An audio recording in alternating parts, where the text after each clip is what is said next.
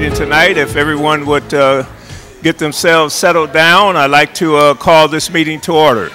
So please get settled down. Okay, I'd like to call this meeting to order. This is the regular Board of Education meeting for Monday, October 30, 2017. And welcome, everyone. We have quite a bit on the agenda tonight. Looking forward to some very lively discussions and getting a lot of work done here today.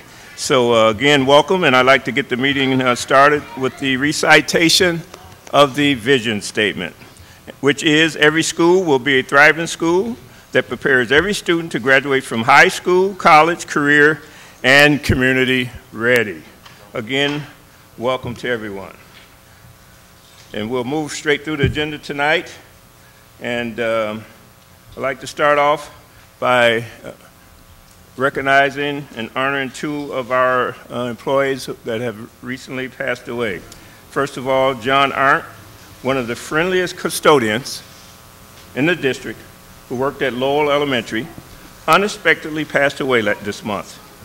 Those who worked with John and who were close to him will remember him as always being kind, funny, and the life of the party, who constantly supported the school as a whole and everyone around him. Secondly, Marco Ramirez, a beloved fourth grade student at Emerson, passed away this last week due to health complications. Marco's third grade teacher describes him as always ready to give a kind word or a hug to a friend who might be down. His personality and character was kind and gentle, sassy, and smart. He was a hugger, a builder, a four-square player, a drawer, a deep thinker, a joker, a patient friend, and an eager student. He filled his classroom with smile and his spunky spirit. Our elementary schools and our community will deeply miss John Arndt and Marco Ramirez. Both will be remembered for their smiles, their laughter, their positivity, and their uplifting personalities. In order to honor both John and Marco and their families, I ask that you join me in a moment of silence.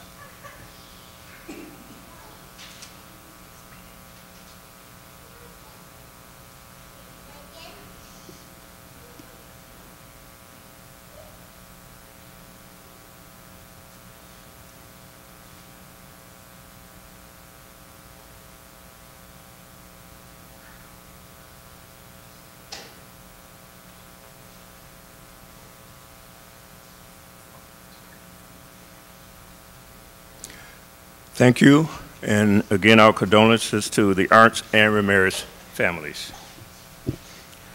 Moving right along.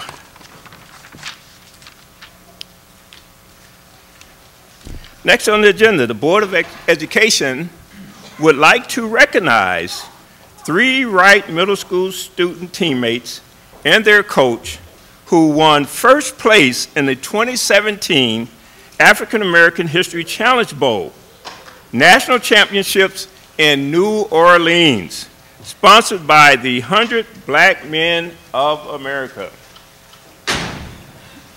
So tonight we would like to recognize Wright Middle School students for winning the 2017 African American History Challenge Bowl National Championships in New Orleans this past June, which was hosted by 100 Black Men of America. Now these students were formally recognized on Thursday, September 21st, by the Wisconsin Department of Public Instruction at the State Education address, where they were congratulated by both Tony Evers, our state superintendent, and the governor. The 3 students, Jaden Nguyen, Maikon Upson, and Pawan Hara, and Coach Robert Kilberg are being recognized for their ongoing preparation and ultimately for winning the national championship and for representing our district in the annual competition, which has continued for over 23 years. So congratulations to each of these students who studied, prepared, and worked as a team in order to achieve this victory. Their participation in victory further demonstrates their dedication to learning about the importance of history and the role they will each play in helping to shape a better future. The Board of Education would like to read a resolution recognizing your achievement. Would these three students and their coach, Kilbert, please come to the stage?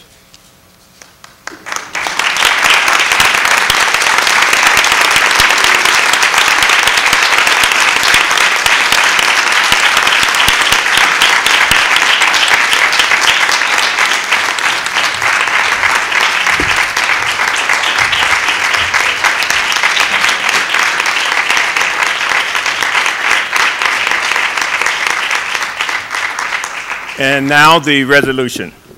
Whereas three Wright Middle School student teammates wholeheartedly prepared for numerous days with their coach and won first place in the 2017 African American History Challenge Bowl National Championship in New Orleans from June 7th through the 10th by 100 Black Men of America.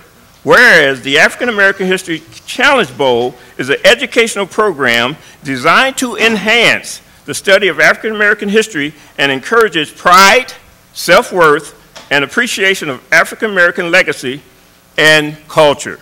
Whereas the 100 Black Men of Madison provided support for this team and has provided opportunities to MMSD students to study African American history for the past 23 years. Whereas the members of the team were Wright students Jaden Wynn, Maiku Upslan, Pawan Parra, and the coach Robert Kilberg. Now, therefore, be it resolved that the Madison Metropolitan School District Board of Education recognizes and congratulates the African American History Challenge Bowl national champions for their outstanding accomplishment while representing themselves, their school, and district. Be it further resolved, this statement be permanently imprinted in the Board of Education minutes for the meeting of October 30, 2017.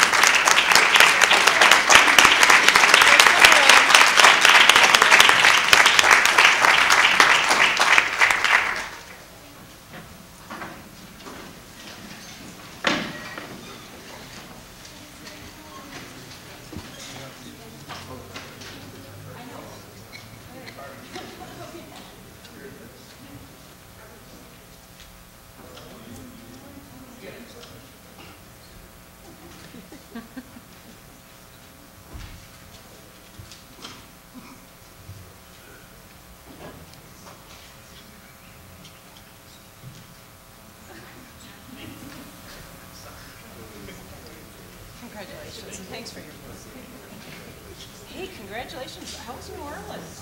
Was it cool? Congratulations. Hey, congratulations.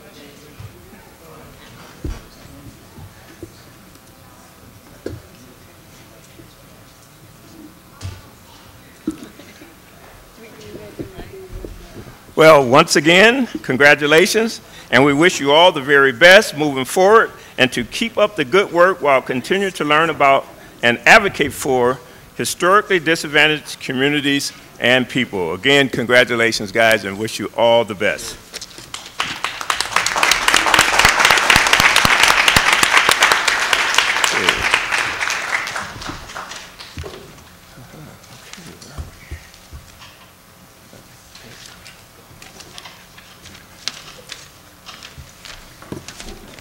Okay, moving on. Quite a bit on the agenda tonight. Next on the agenda will be public appearances. And during the regular meeting tonight, the board will vote on and adopt a 2017-18 fall original budget. Per statute, the board is required to conduct a public hearing before adopting the 2017-18 fall original budget.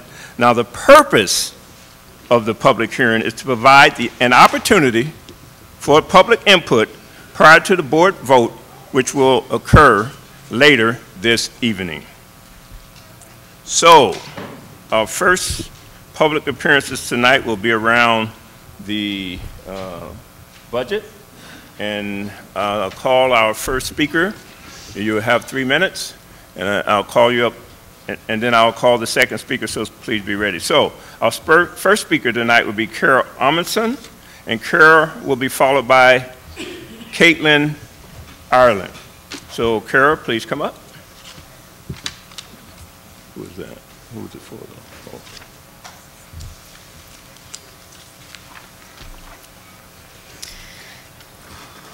My name is Kara Amundsen, and I'm a CC teacher at Memorial High School.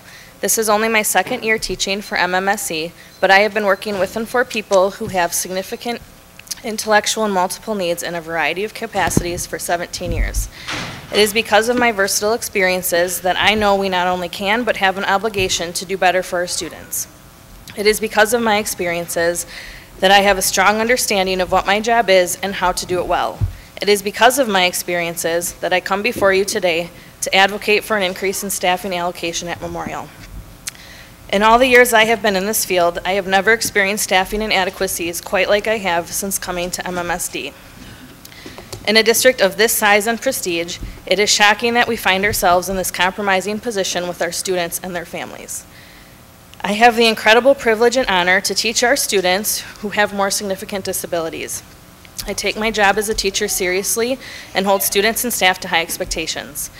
I left my previous teaching position to come to MMSD because I was excited to be able to teach this group of kids.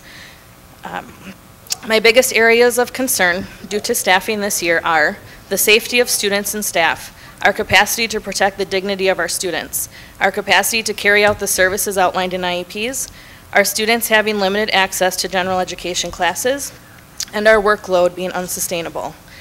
Each of these concerns are outlined in more detail in the letter I emailed to the board this morning. I have consistently and strongly expressed my concerns about the implications of our current staffing and the impact it is having on our students.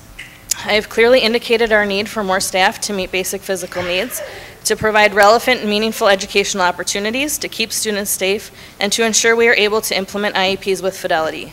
These are, after all, fundamentally what we are morally and legally obligated to provide to our students. To best meet student needs and afford us as teachers prep time, we need your help. We are asking for your support of the proposed amendment to increase special education expenditures. I'd like to share JMM's equity vision. This vision states, at James Madison Memorial High School, we believe all students can be successful if they are well understood and well supported by the entire school community and challenged through the use of rigorous and relevant curriculum delivered with dynamic and flexible instruction. After reading the letter addressed to you this morning and listening to what I have said now and what others will say later on, I ask you to reflect on this statement and truly examine if we are currently at a capacity to make this happen for all of the students at JMM.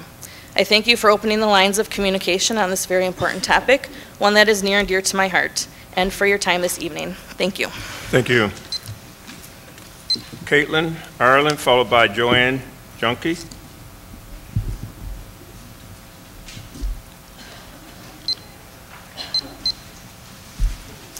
Good evening. I'll be very brief. I just wanted to take this opportunity to share my voice. I'm a special education teacher at O'Keefe Middle School, and I am here to support. Could you talk closer to the mic, please?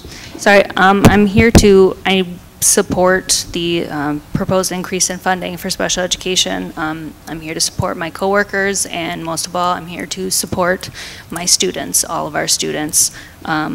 I was an SEA before I was a special education teacher, and I have seen what happens when we don't have the bodies, the support, and our schools would fall apart without our SEAs. That's just a fact. So if our vision is equity, then we need to put our money where our mouth is. So please think of all of our students when making any of your decisions. Thank you. Thank you. Joanne, followed by Jason Pentacoli.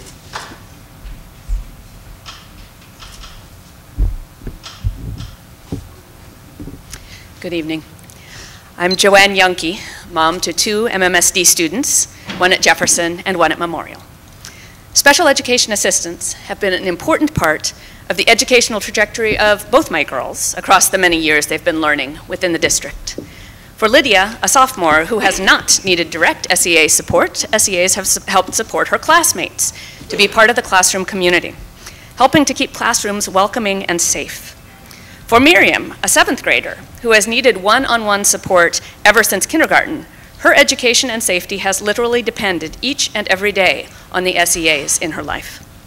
We have had some fine experiences with SEAs across the years with Miriam. They've taught her, facilitated interactions with peers, sounded the alert when she has a seizure and stops breathing, and helped keep everyone safe when her limited words fail her and she resorts to physical means of communicating unhappiness.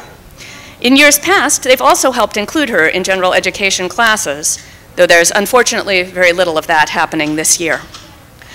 We have also had experiences when the SEAs in her schools are stretched too thin, and she ends up assigned a patchwork schedule with too many staff transitions, or assigned to individuals who simply aren't a good fit for her personality and needs. These are the times that my husband and I get called into school to help figure out why our child is out of control. When staffing is stretched, there's a huge ripple effect for learning conditions and for safety. In addition, tight staffing also results in schools resorting to less inclusive arrangements, such as overclustering and segregated programming, to try and make those limited resources stretch. I understand that the district has cut 53 SEA positions since 2015-16. And though there's been some increase in cross-categorical teachers, the total number of adults in the schools is smaller. I was pleased to hear that the state budget resulted in more state aid for MMSD than originally budgeted, however, giving us the opportunity to use some of that funding to alleviate the stretch. Please use $1 million of that funding to add 20 special education assistants to the MMSD workforce. That would still leave over 2/3 of the extra funding for other purposes, including reducing the district's tax levy. Our family thanks you for considering. Thank you. Jason, followed by Chris Carusi.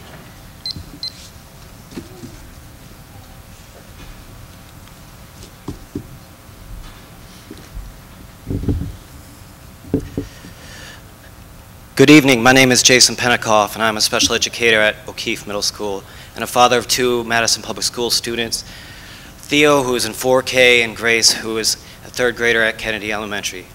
I have been a proud public special educator for the past 13 years, and I have been an MMSD for the last 4. Last year, I won the Cole Fellowship Award for Excellence in Teaching. I'm here today to discuss and support Mr. Mertz's proposal for an increase in special education funding in order to hire more full-time SEAs and increase special ed funding in general. At O'Keefe, I am a case manager and run a program for students with intellectual disabilities and autism. I do a mixture of small group activities and full inclusion activities. I am proud of my work and invite anyone in this room to come in at any time. You will leave inspired and excited and see a room full of love. I teach to their level, but we still get to do a lot of cool things. We cook, we learn job skills, we go into the community, and most excitedly, ride bikes. I have taught many of my students how to ride and fix bikes.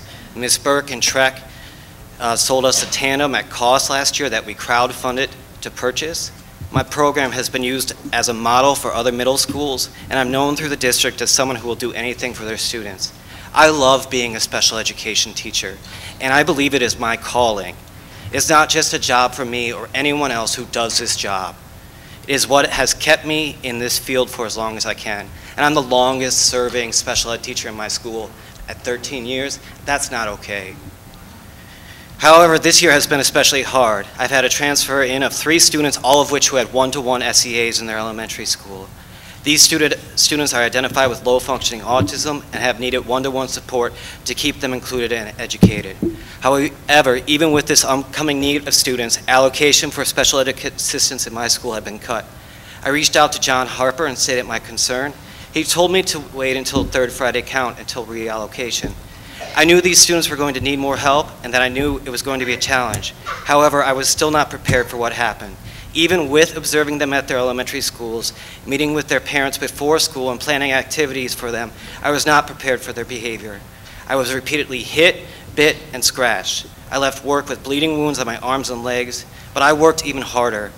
Being a teacher for 13 years, I know what to do. I am not replaceable. I created more lessons and projects and have worked through my lunch and planning periods. At the same time, I have 5 other students with similar needs. They have bathroom, medical, and safety needs. This has made it extremely difficult for me to run my program. When Third Friday account happened, my school received no further allocation. When I reached out to Mr. Harper to understand why, I was told that we were fully allocated according to our needs. When parents stated their concerns to him, of their safety to him, he told them our school was fully staffed and that it was up to us teachers to figure out, oh, is that me? Sorry. It means 3 minutes, you're up. Just try to finish up. I have been a teacher for 13 years and I've had 0 parent complaints because of the bond that I make with my students and with my teacher, with my parents. But what am I going to say to them when one of them run out into the street, or one of them regresses in their toileting, or one of them hits another peer? What am I supposed to say to them? They're expecting me to fix these problems. You have the ability to fix these problems. And I urge you to support Mr. Mertz's proposal for an increase in the number of SEAs. Thank you very much. Thank you. Chris Carisi.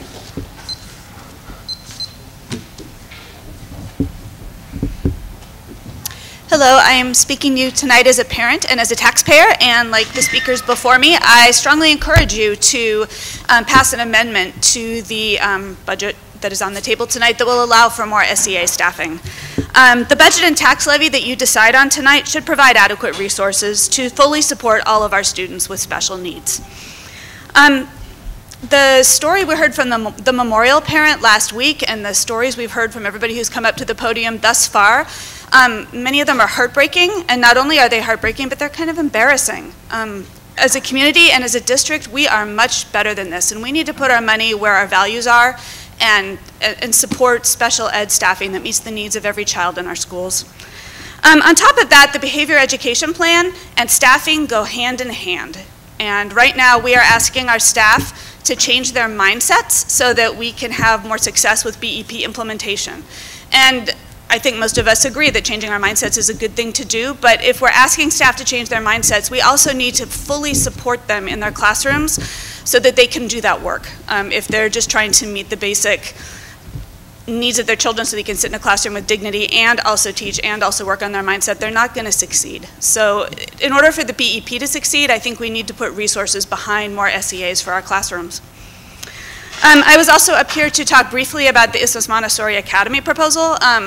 We've had 2 contracts come forward from IMA that didn't provide for adequate staffing for both special ed students, ELL students, and maybe just general classroom stuff. What we've heard about special ed staffing in our regular schools, I think shows that we can't bring on a charter school that doesn't have adequate special ed staffing. So I support fully the administration's recommendation to rescind the vote on that proposal. Thank you very much. Thank you. And that concludes our public hearing part of our public appearances for tonight. And we will move straight ahead with our general public appearances at this time.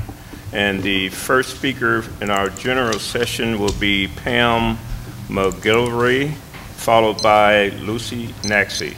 Pam, come on down. Thank you. Hi, I'm Pam McGillivray, and I'm the board president for Nuestro Mundo, Inc., which is the governing body of Nuestro Mundo Community School. I'm here because there's several issues that are going to be coming before the board in the near term that will directly affect our school.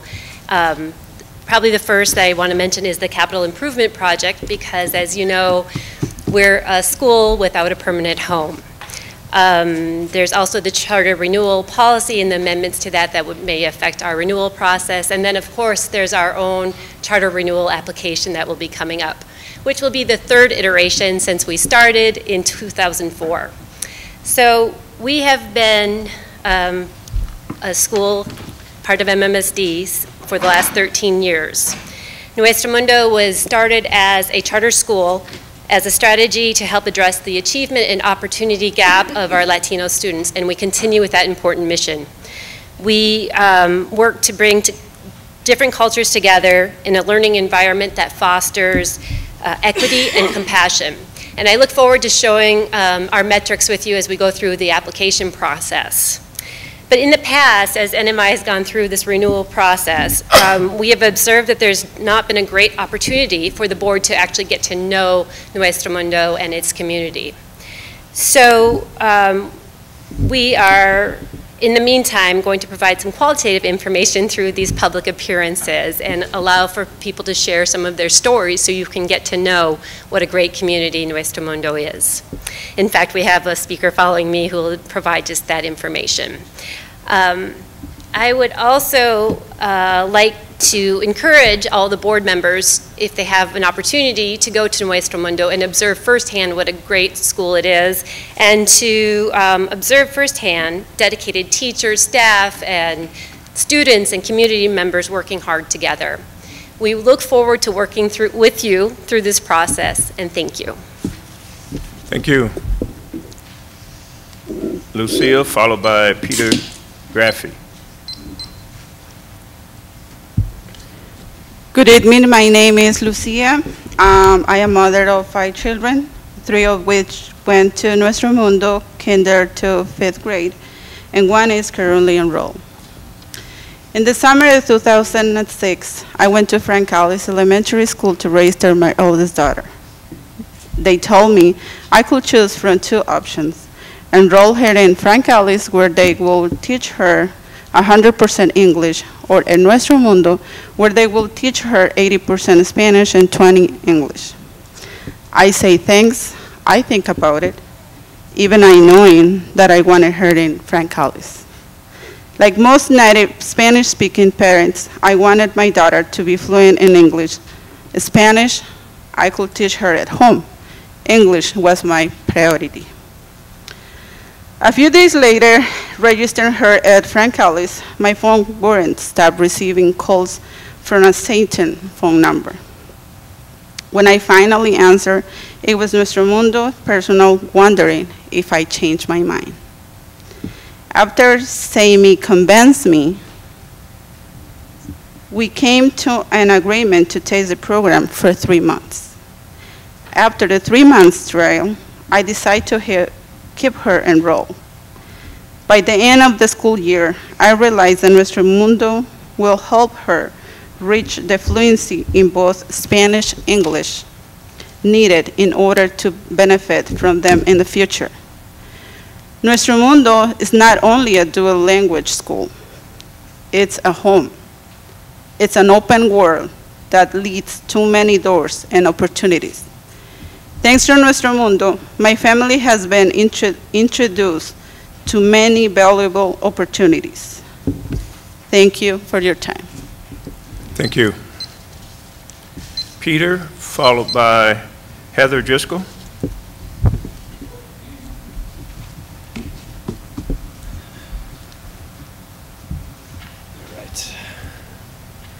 Hey, can you hear me? All right, perfect.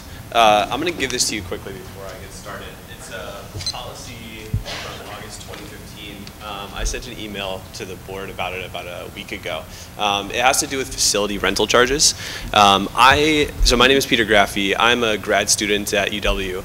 I also play on the Madison Radicals. We're going to talk about Ultimate Frisbee right here, which is it's an Ultimate Frisbee team here in Madison. And we compete at the national level. For the past 4 years, I've been coaching Madison West High School. I do that on a volunteer basis. I have devoted hundreds, thousands of hours in order to do it.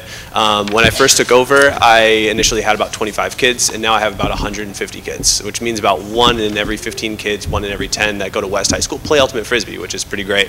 And what we found, so based on the policy paper that I sent out, it says that any club or sport that doesn't have, so we're not an official sport at West High School, but we are a very large club and we're affiliated. So we have a teacher that presides over, like they're basically our contact person of the school. But I'm personally not an MMSD employee, which means that when it comes to getting gym space every winter, our team is actually denied that ability, and we last year had to pay about $1,000 in order to practice indoors in our own gym. This presented a really large barrier to a lot of our kids, some of which were socioeconomically disadvantaged, and they ended up not being able to play with us during that year because they couldn't afford the money in order to play in their own gyms. What I'm saying is that that policy is actually really great. I think that the policy makes a lot of sense. We want to make sure that, you know, we're liable, so if kids get injured, that they're protected, that they're safe. I want that same thing. What I'm suggesting is that in order to reduce the barriers for kids to play in the winter with us, I would propose that you make us club sports like rugby, lacrosse, and ultimate frisbee, that you open up jobs and make us MMSD employees at no pay. So I already do a volunteer, and I love doing a volunteer. I do it anyway. But this will help sufficiently break down that barrier so that the kids can play and we can be accountable and be liable to the schools. Because I think it would be a little bit better if you guys had a little bit more understanding of who I was, and then the parents would know who I am and the AD would know who I am, versus I'm that guy that just shows up at practices and all the kids know me and their families know me if they've been around a couple of years. But you know, at the end of the day, we want the same thing, and that's for the kids to be safe and for them to be able to play sports or the sports that they want to play. And I think that this would allow that to happen.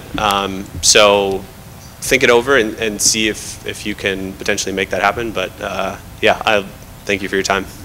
Thank you.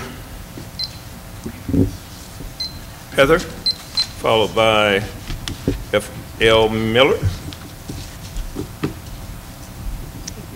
Hi, my name is Heather Driscoll, and thank you for allowing me the opportunity to speak. I want to strongly encourage you to support making the Isthmus Montessori Academy a public option. I was very disappointed to see it on the agenda that you're considering rescinding the school board's plan to follow through on it. I'm the mother of a 4-year-old daughter and a 2-year-old son, and my daughter started 4K in September at Lowell Elementary School, and she's loving it there, and things are going really well. I feel like a Montessori option would be an even better fit, but if the Isthmus Montessori Academy were to pass, I would continue sending my daughter to our local Lowell Elementary School because she is thriving there, and I think she's doing well there. However, not every child in our community is thriving in our public schools. And as you're well aware, we have the worst racial achievement gap in the nation. The model that we currently have in our public schools is not working for every student. And as a school board, with only one person of color in a district that has 56% children of color, I feel it is more important than ever to listen to our communities of color. I think it's a good rule of thumb as elected leaders that when we're trying to solve an issue that is impacting a certain community of people, you should adopt the solutions that that community is advocating for. In August, I heard testimony after testimony from families of color saying that they want a public Montessori option and that they need it. Yes, it will not solve everything, but at least it is a step in a new direction that will give students a new opportunity to succeed. Status quo is unacceptable, and incremental changes are not coming fast enough. I encourage all of you to consider creating a Montessori public option. Thank you. Thank you. F.L. Miller, followed by Melissa Dressler. Good evening. I want to start by thanking all of you for your leadership. I know that all of you sought either employment with the district or positions on the board out of a bravery to improve the situation for Madison children, and I want to encourage you to remain committed to being brave and making decisions that are in the best interest of all the children in the district. I share my colleague's sadness at the decision to rescind the 6-to-1 approval of IMA as a public charter. But I'm inspired that the district has listened, and I believe that we are moving towards the the day when Montessori will be part of MMSD.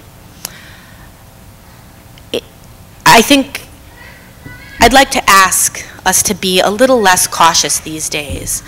I'm nervous about being in an environment where, on a national scale, rescinding the work of prior leaders is something that passes for innovation. And that part of the Montessori decision makes me sad, because the board that reviewed the proposals and questioned the school founders and visited the school isn't the same group that ultimately voted on the contract. And with the new charter policy that's been in place, that's going to always be the situation. I'm hopeful that when Nuestro Mundo comes up for renewal, the conversations about that renewal are about the incredible opportunity to pilot 3K DLI in the district, or how better to support the new and changing needs of the immigrant families that are part of that school, and that it's not a conversation about whether we still need it at all. I'm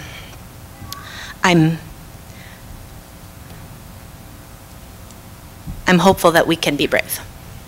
Thank you. Thank you. Melissa Jesser, followed by Tim Perbaum.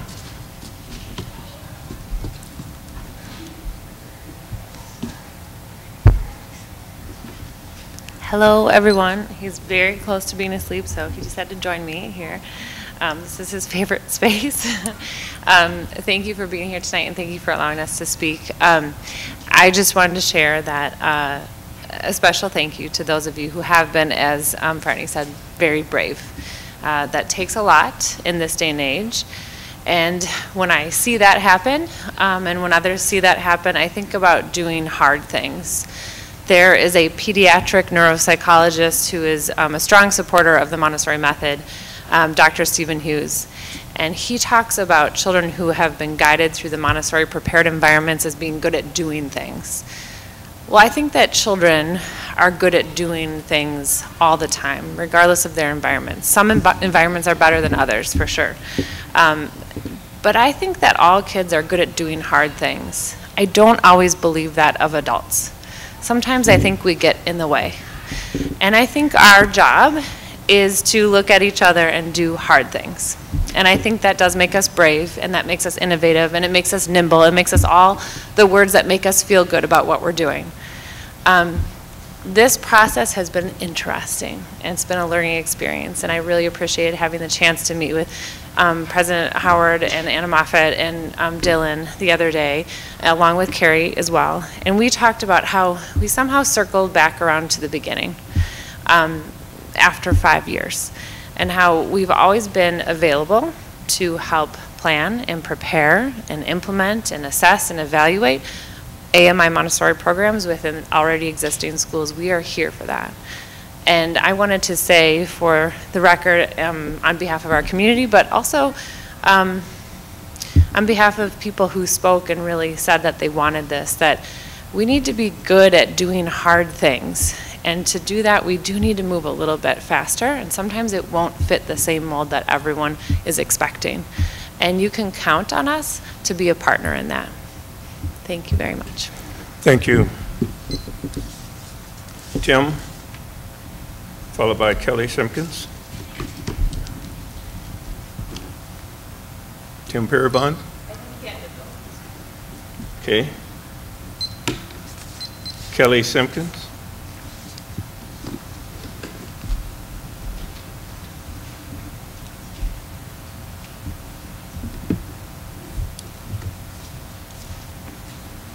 Good evening. So I was here to speak about the SEA. Is that fine to do that now? Yes. Okay. So my name is Kelly Simpkins. I am a parent of a 9th grader at West High School who has a significant disability, and I'm coming here tonight quite unprepared and late to tell you how much we need this funding and how desperately our family and many families depend on SEAs every day.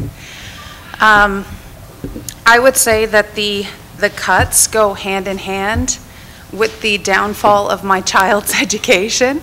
So we had wonderful SEA support. We had really well implemented IEPs from 2011 to 2014. But starting with the 2015 school year, we have just seen a huge decline in his programming, the inability to follow his IEP, numerous issues with emergency licensed teachers who actually turned out to not even be licensed with an emergency license at all. So our family depends on a one-on-one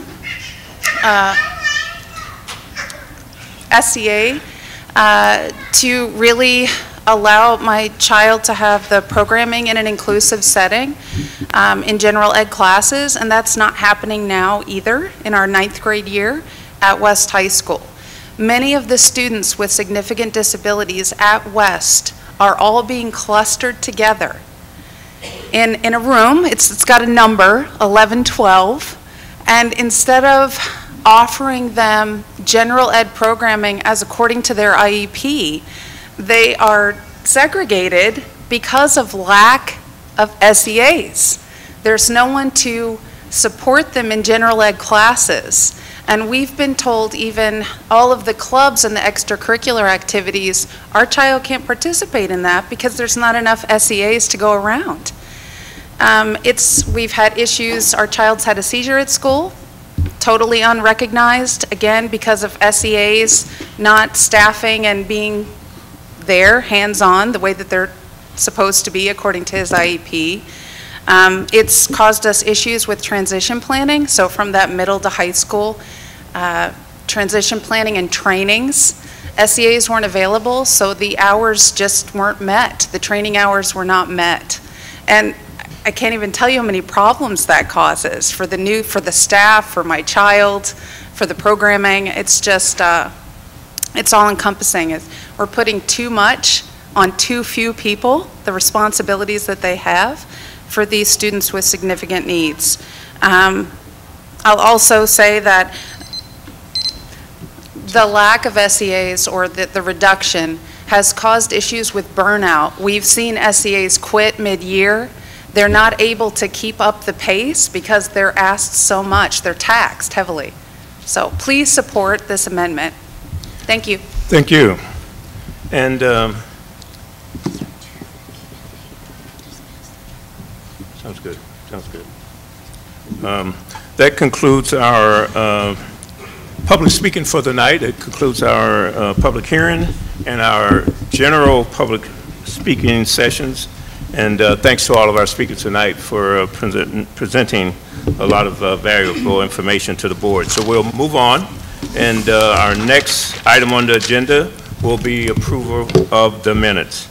And I'll move that the Board of Education approve the minutes from the regular meeting dated July 31st, 2017. Second. It's been moved and second. Any questions, comments, or suggestions?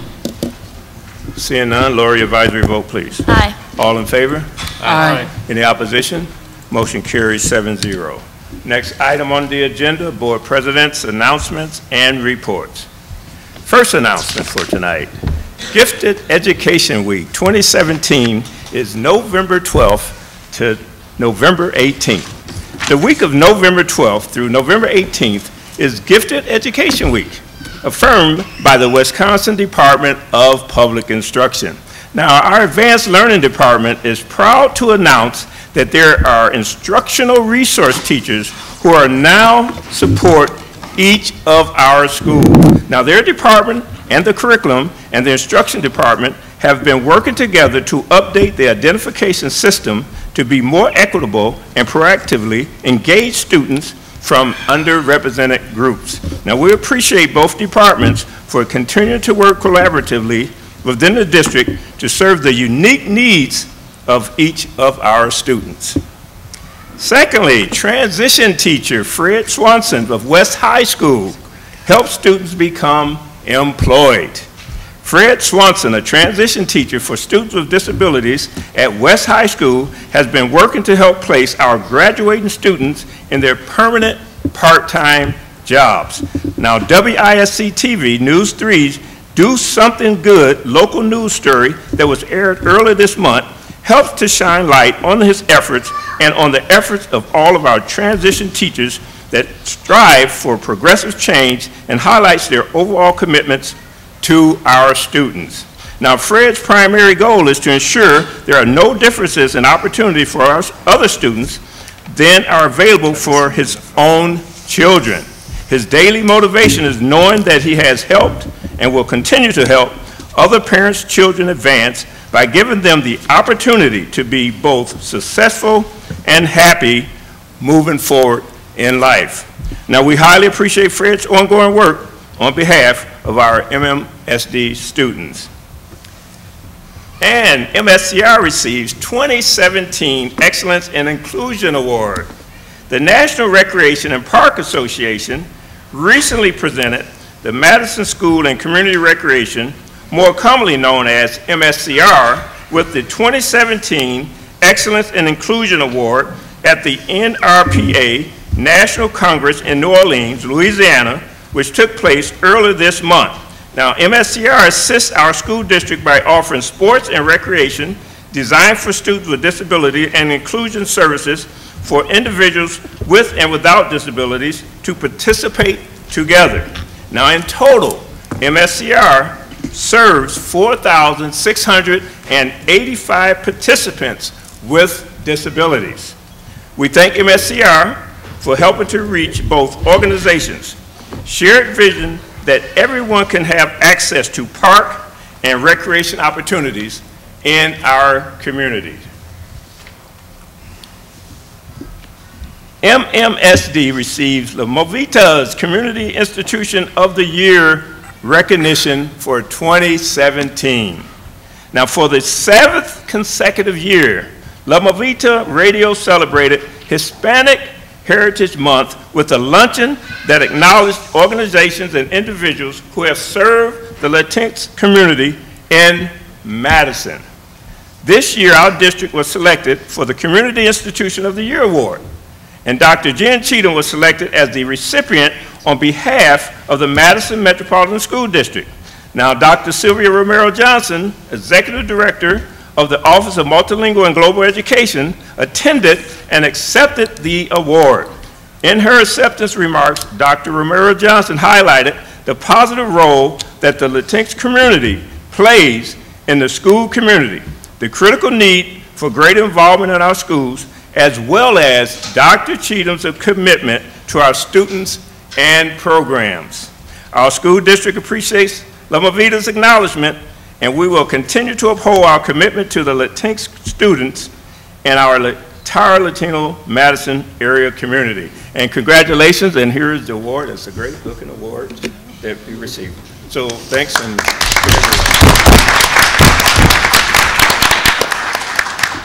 And that concludes President's announcements and reports. Good thing, because I'm out of wind. So, next on the agenda will be Superintendent's announcements and reports, and I'm more than happy to turn it over to you. All right, thank you, Board President Howard. We're going to take just a minute for our student panel to join us up here on the stage. So, quick transition. Sorry, my water. Oh, those are tiny little bottles. Yes. Michelle will take out. There's actually something here now. There wasn't before. There's a Hi, welcome everybody. Hey guys. So glad you're here.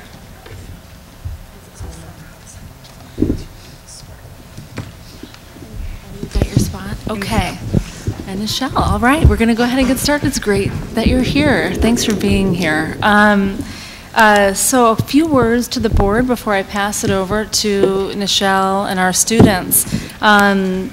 This year, we made a commitment, as you know, to increase student voice in our district.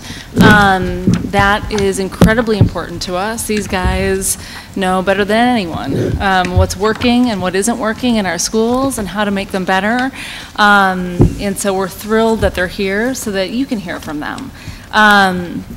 Additionally, I want you to know that this group, a slightly larger group, and you can see the picture of everyone up there on the slide, met with a fairly large group of leaders in the school district me, a bunch of central office leaders, I think all of our high school principals, our MSCs, to hear more about their experience in our schools as well as their recommendations. It was such an important conversation for me and for our team that we thought that it was important for you to hear from them as well. So know that they've shared these insights with many members of our team, and they're here to share them with you as well. The insights that they shared with us in the spring helped to solidify and deepen the focus that we have district-wide this year on building stronger relationships between teachers and students. As you all know, our focus as a school district is on culturally responsive teaching. The idea that we need to build stronger relationships so that students can feel a deep sense of belonging and safety in the classroom, and in order to engage in deeper learning. So I want to thank these guys again for sharing those insights, because I think it strengthened our work this year. And I think that's all that I'll say to get us going. Just thrilled that you're here to talk with the Board of Education. So should I pass it over to you, Nichelle? Yes, please. Okay. All right, so just a little bit of framing for tonight's. Is it on? Thank you. Just a little bit of framing for our presentation tonight. I want to acknowledge that we have a full-time multicultural services coordinator in each of our comprehensive high schools. So I want to just acknowledge Joanne Brown, who is here with members of the Black Student Union. Let's give a round of applause for Joanne Brown. Principal Jay Affelt was here. And I saw that he just left a few moments ago. John Milton, please stand, MSC at La Follette High School. Ibrahim Amara, our new MSC at East High School, please stand. And then Sean Gray is at West High School, who was not able to make it. He's ill, but just wanted to acknowledge the important work that these staff are doing every day to guide our young people. Also new to our department is Hannah Nurenhausen, who is in the audience, and she is one of our newer coordinators replacing Dion Carruthers, and will be taking a lead on the youth engagement and youth voice work for our department. So Hannah, I hope you wait. All right, so we're going to dive into our presentation. I just wanted to let you know that these students were part of our African American Youth Council last year, and also have participated in MSAN. Not everybody's in the same group, but we wanted to really elevate the voices of our students, specifically our African American students, because one, youth voice is important, and secondly, we're often talking as a district about what we can do to close achievement gaps or provide more opportunity gaps, specifically with our African American students in mind. And so whom better to help advise and counsel us than the very students that we're hoping to positively impact. There will be some points perhaps in our presentation tonight that may cause just a little bit of tension because it's from the student perspective. And I think it's important to let you know that what the students identified as problems were exactly that. They were framed as problems, and then they were asked to do the critical thinking to think about what the solutions would be. And the problems are not up here to cast blame or to pass judgment, but it's from the student perspective, really helping us think about what we need to do to improve. So that's kind of our opening. As a reminder for the board, I just want to put it out there that we are a Minority Student Achievement Network district. That means every year we send a group of students to an annual student conference. Those students are usually selected by the MSCs. They're typically upperclassmen. They go to this conference, they come back, they identify a project and an action plan, and they work on that project the entire year. And the project is explicitly focused on addressing racial disparities within a school district. And we feel really fortunate with our investment in our MSAN scholars. Again, we started an African American Youth Council last year. really to help us focus on multi-grade level perspective, because we knew the MSAN slots were pretty limited, so we wanted to open up another opportunity for students to counsel us.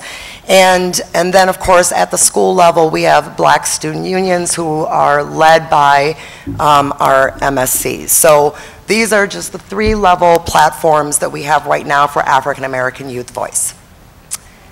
And now I'm going to turn it over for our students to introduce themselves. Hi, my name is Diana Murray. I go to Madison West High School. I am a senior, and I am a part of MSAN. I have been for the past few years, and I am a team scholar. And for you people who don't know about it, it's a tomorrow's for Educators for Equity in Madison. So the future teachers in this district. Grab that one. Okay. Hello.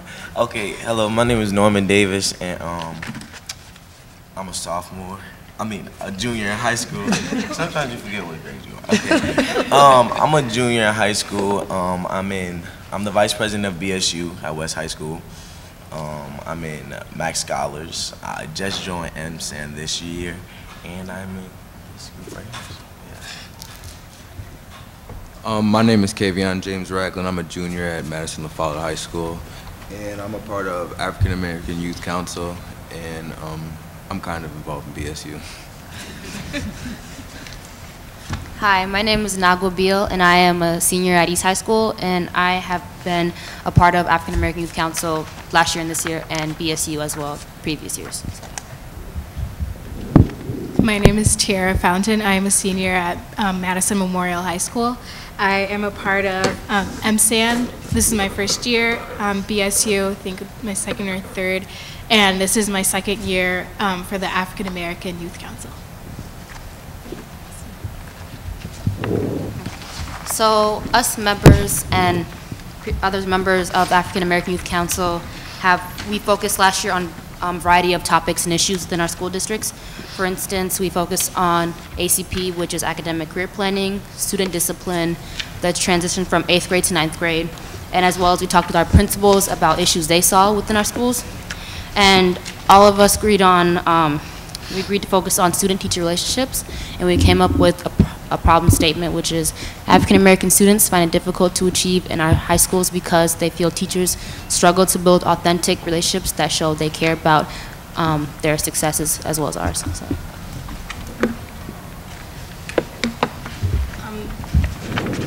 Our desired state, or just what we kind of want to see, what we all agreed on is that we want to see African American students graduating on time, so kind of closing that achievement gap. We want to see more African American students, or just students in color, in more AP and honor classes and being a student leader in those classes, and be able to vouch for those classes and explain to their peers. And we also want to feel, for just even in the AP or honor classes, or just in classes in general, to feel that African American students or students of color feel like they belong in the classes and that they are supported through their teachers or through their peers. So for the root cause analysis, I'm just going to interject a little bit here. One of the things that we did with the African American Youth Council is, after we kind of settled on this problem statement, after exploring lots of different experiences that they were having, we thought it was important to lead them through a process of, okay, you can identify a problem and we can turn that into a statement, but it's really important to then try to unpack it and try to figure out why we think that's happening. And so we did go through a root cause analysis process. The framing for the root cause analysis is, as it's stated, like, why do you think teachers struggle to build these authentic, caring relationships, specifically with African American Black students? And it was framed from the student perspective. And they're going to walk through some of their results and recommendations, but I just wanted to interject here that the framing of this on the teacher, again, it's not to blame the teacher, it was more from the student perspective. How can we critically analyze why we think this problem might be occurring? Okay, so before we get into perspectives, I would like to say that we've had like a lot of perspectives, so it's kind of hard to like narrow them down, but these are like the main ones that we found like most important. So perspectives that we have: relationships are not a priority, mindset, lack of communication, authority and control over the classroom is more important than being approachable, and teachers are too busy. So for example, like when teachers are too busy, we have homework club, which is after school, and a lot of teachers say that they can't make that because they have lives out of school. Or they might say, well, I have 170 papers to grade, so you'll probably just have to work around that. Maybe do a study group with one of your friends. And when the teacher says that to you, it's like, it builds a wall between you and your teacher, because you know that they have a life outside of school, but they're not going to want to interact with you as much as you would like. And then authority. So a lot of times, like, teachers, they don't know how to interact with students, especially a student of color. Like, when we're being loud, they might seem as like we're threatening to them or something like that. So the quickest thing that they do is call the security, or like call like a higher authority to make us calm down. And I think that's the worst thing that you can do, because we see so much of that like in our own life, of people calling the law or like a higher authority on us. So when they do that, it kind of like narrows like relationships with teachers. Diana, did you want to add anything on this one? Or are you good? I'm good. Okay. All right, so we're going to move into recommendations. There are 5 key ones from the Youth Council, and then Diana will kind of highlight the ones that came out of the MSAN students. There's some synergy of what both groups of students found, and I'll let the students take the lead on that. Well, our first recommendation was to implement random drop-ins to observe teachers, because we feel like when a teacher is told that there's about to be a drop-in, that they can somewhat fake it and get prepared, prepare students for it, and they won't be becoming better teachers by doing that. They're just like making it seem like they're that good of a teacher instead of just I don't know where I'm going with this, my bad. It's okay. Oh, you had a good point. And the second one is incorporate student feedback in the ways that a teacher teaches and relates to students. The students should be able to give feedback about how they feel about teachers and how they. You're good. Okay. You're doing great. You are. Okay. And we feel like this could help because when like a what He's got it. Diana, why don't you go? We say this because we think it's important to ask us directly, because we are in the classrooms every day with teachers. Before we go to another slide, I would also like to say that we have like so many like with teachers, like they have meetings and stuff like that on like what they should do, like about like students' behavior or something like that, but we never even like have like what we should do about like teachers interacting with us. So I feel like we should also have a chance to our opinion. Thank you.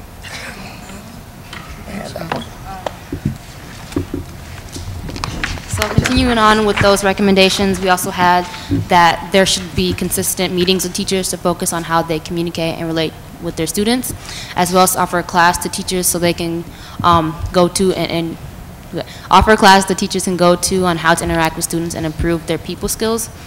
So like we decided on these recommendations because we want to not blame teachers but support them and how they can further build relationships with their students, because ultimately that affects us, because if they're not able to succeed, we aren't able to succeed.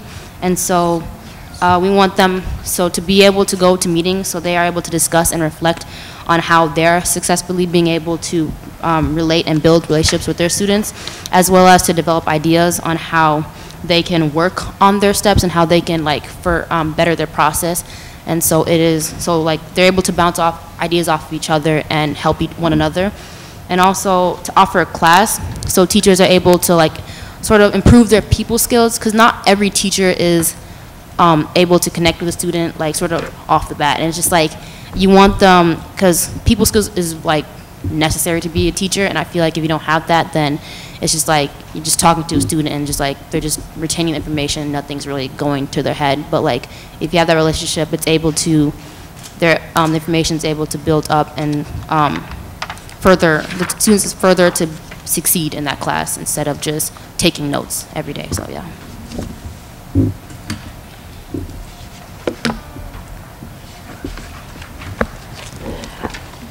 Teachers need more feedback on ways to relate with kids.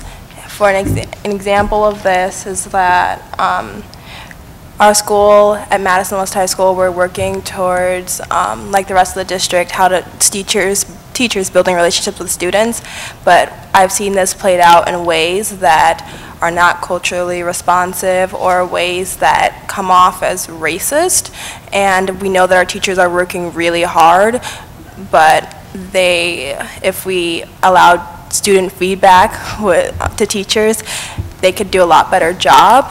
And recently in a class, a teacher was trying to relate to a student more, and I have a close friend and she's Mexican, and he said the Mexican ways, but in his mind he was trying to relate to the student, but in her mind it came off as racist, and it furthered that gap between them. So when we get student feedback, we help the teachers and we help students feel more comfortable within the classroom.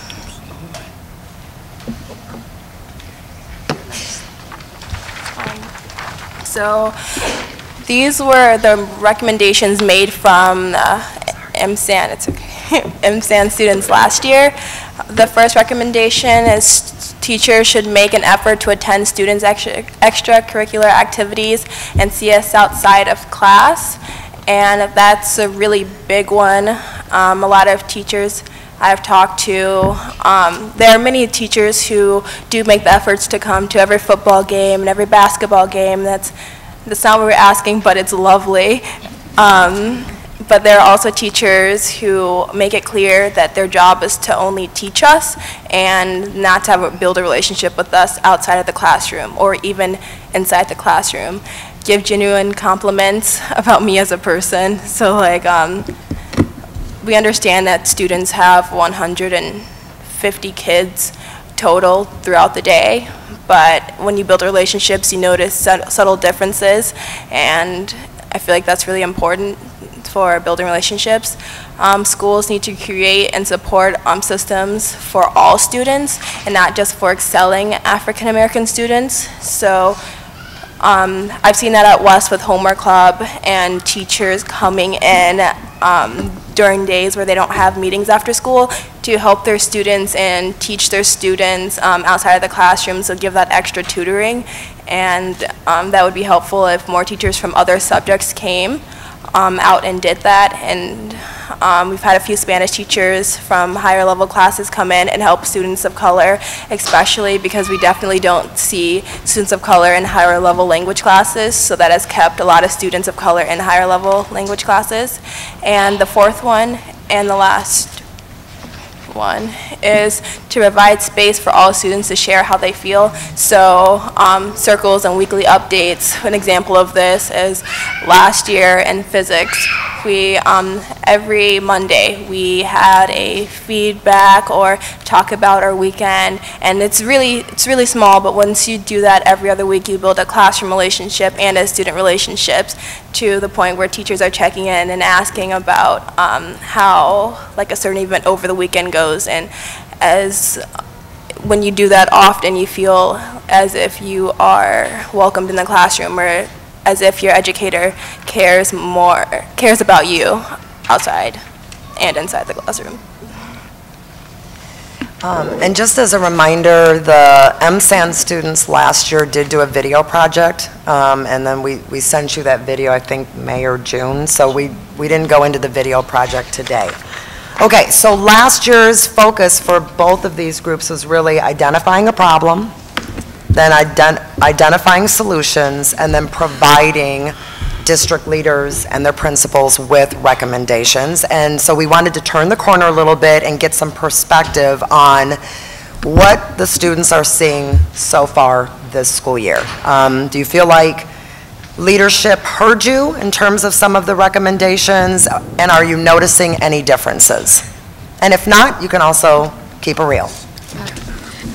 So at Memorial, I did notice that our principal was doing a lot to kind of help. I know that he was here. I think he might have. Yeah, but he left. But in the beginning of the school year, I think in August, before class even started, he brought in some students in a lot of like our, it was our student leadership like group, so like BSU, Muslim Student Association, Gender Alliance, I think that's, and then Latinos Unidos, and I can't remember what else, but he brought in a lot of those groups, and there was like 2 or 3 people from each of those kind of like clubs to kind of share and like educate teachers on how it feels to be a like minority student in such a big school, and how there's some things in class that maybe they won't be able to notice, but we notice. So I thought that was like a really big thing, and I thought it was really nice because not to mention like we have like this one-on-one with teachers and showing like our point of view, but also like I was able to learn about like a friend of my point of view of being like Muslim in school that I don't I wouldn't be able to get that or understand that experience without being there, without hearing her story. Other than that, there has been some teachers who have did like a really nice job with I guess trying to form more bonds. My restorative justice teacher, like I think just kind of like, because it's just a social justice class, just the basics of the class, she has been very good at like forming good relationships and like embracing the diversity in the class and the diversity in our school. And like my AP environmental teacher, every other Friday or something, we would bring in breakfast. So it's kind of like a lighthearted, like the class, like Monday through Thursday is a very like intense class with a lot of information. So it's really nice to kind of, we still do the schoolwork, but like it's nice to kind of have that support throughout, so like you know that it's more than just a class. And we do have really good teachers who are doing this, but then I think sometimes it just kind of depends on the teacher's personality. A lot of them has changed their ways, but then there's still a couple that I guess just haven't truly understand what we're trying to think. So that's kind of what it's at Memorial. Who's going next? Okay, I guess I'll go next. Okay, so last year, as like when we were in that panel right there, like when I left, I felt like very accomplished. I felt like we got farther than where we were. But then when I came back this school year, you know, we got a new principal or whatever, you feel me? We got a new principal, so like I felt like she came in and she was like more focused on like what the students, you know, like we're doing, and like what can we do to like fix behavioral problems and stuff like that. When the whole time we had a whole panel on like what the student and teacher relationships are going to be. So like cell phone policies, that is a really, really strict thing now at our school. And I feel like it takes away like what we were really talking about, because last year we were talking about like what students and teachers were supposed to be working on. Now we're talking about cell phones. Like that's a big, big shift. And we never like, I know at my school we never like really got to talk about what the students and the teachers like situation was with each other. We're always talking about cell phones. What else did I say? Yeah, like last year we had like students and the principal, our old principal, we used to like talk together at lunch. We used to have like lunch together. We used to like talk about problems that we see around the school. But like this year, I don't know if it's because she's like a new principal or what, but you don't really see interest on students. You see interest on like, well, we're gonna try to like change everybody's behavior. So then like, I don't know, but yeah. I have a slightly unpopular opinion about the cell phone policy. I am among the students. I actually like the cell phone policy. mainly because I never had a problem anyway, but I think that, but we have to understand how the cell phone policy is going to affect a lot of other people. Like, we have to make this policy more culturally relevant, because the policy at our school is that the teacher warns you, then the teacher takes it, and then someone from the BAT team comes in, and then your parents have to come in. And we have to understand that this may mean that students won't get their phone back for a long time, because parents are working really late, or they're working third shift jobs, or they're working from the time they wake up to the time they go to bed, so they don't have time to come to the school during the middle of the school day to get their cell phone back, because that's not priority. And we can definitely put the blame on the students and say, well, you have to, if you didn't have your phone out, you wouldn't have this problem.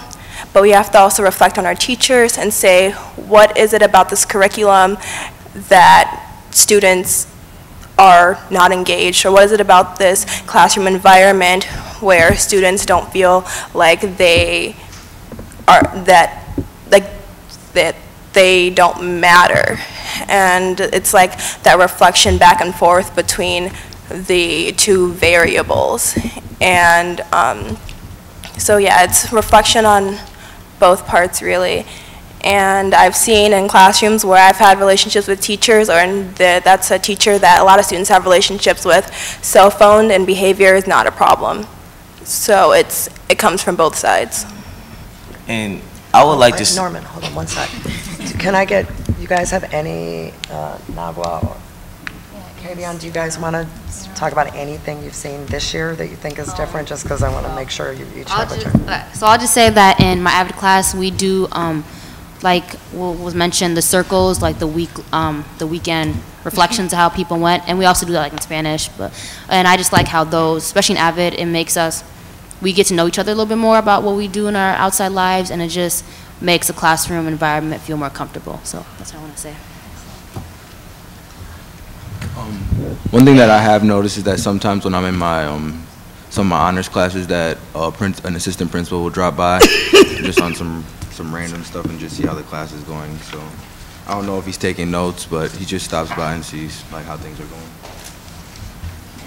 Great. I know you had more to say, but we're going to keep this going just so that we can open it up for questions, okay? So I want to thank you all. If you all have any questions or comments that you'd like to follow up with our incredible scholars here, this is our time.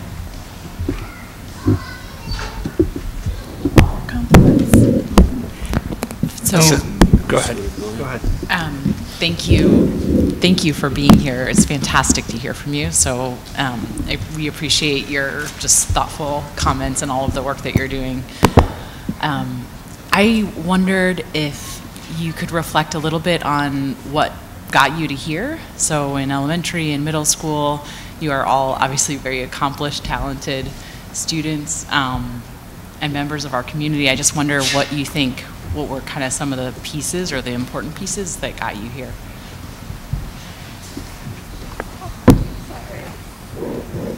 Well, my mom is Sagacious Livingston, so that's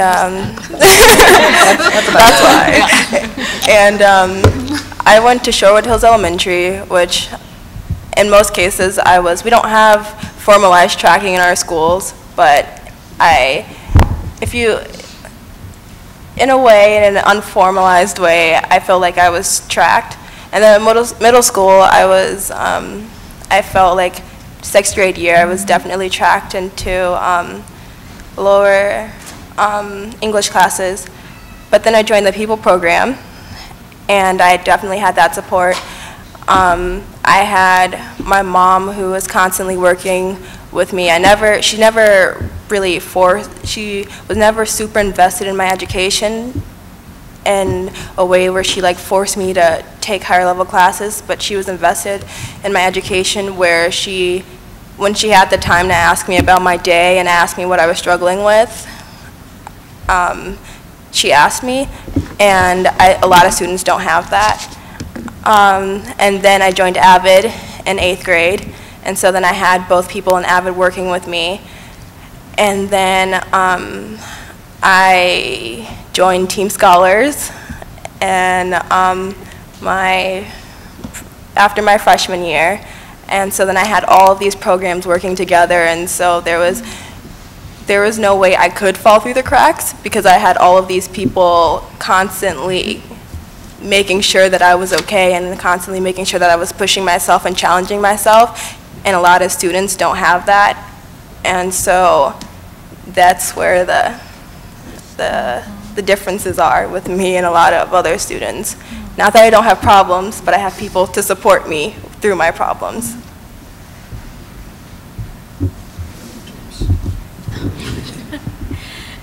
So for me, I think the reason how I got here, just why I'm so like motivated, I guess, is because my mom, she came here from Jamaica, so for the longest time she's an immigrant, and I kind of saw the way that she grew up, and she's a very strong woman, so she really picked herself up, and I think that like we grow, like I come from like a middle class family, like I have what I need, but one thing that I saw that my mom worked so hard to like, and in many ways struggled to like give me and my siblings like what we need and like kind of like what we want. So I took that and I just kind of, I think what I really wanted was not to only like to give back to my mom, but to know that in a couple of years that I wouldn't have to live like paycheck to paycheck or have to worry about like where I'm going. So I think especially towards like my sophomore year, I just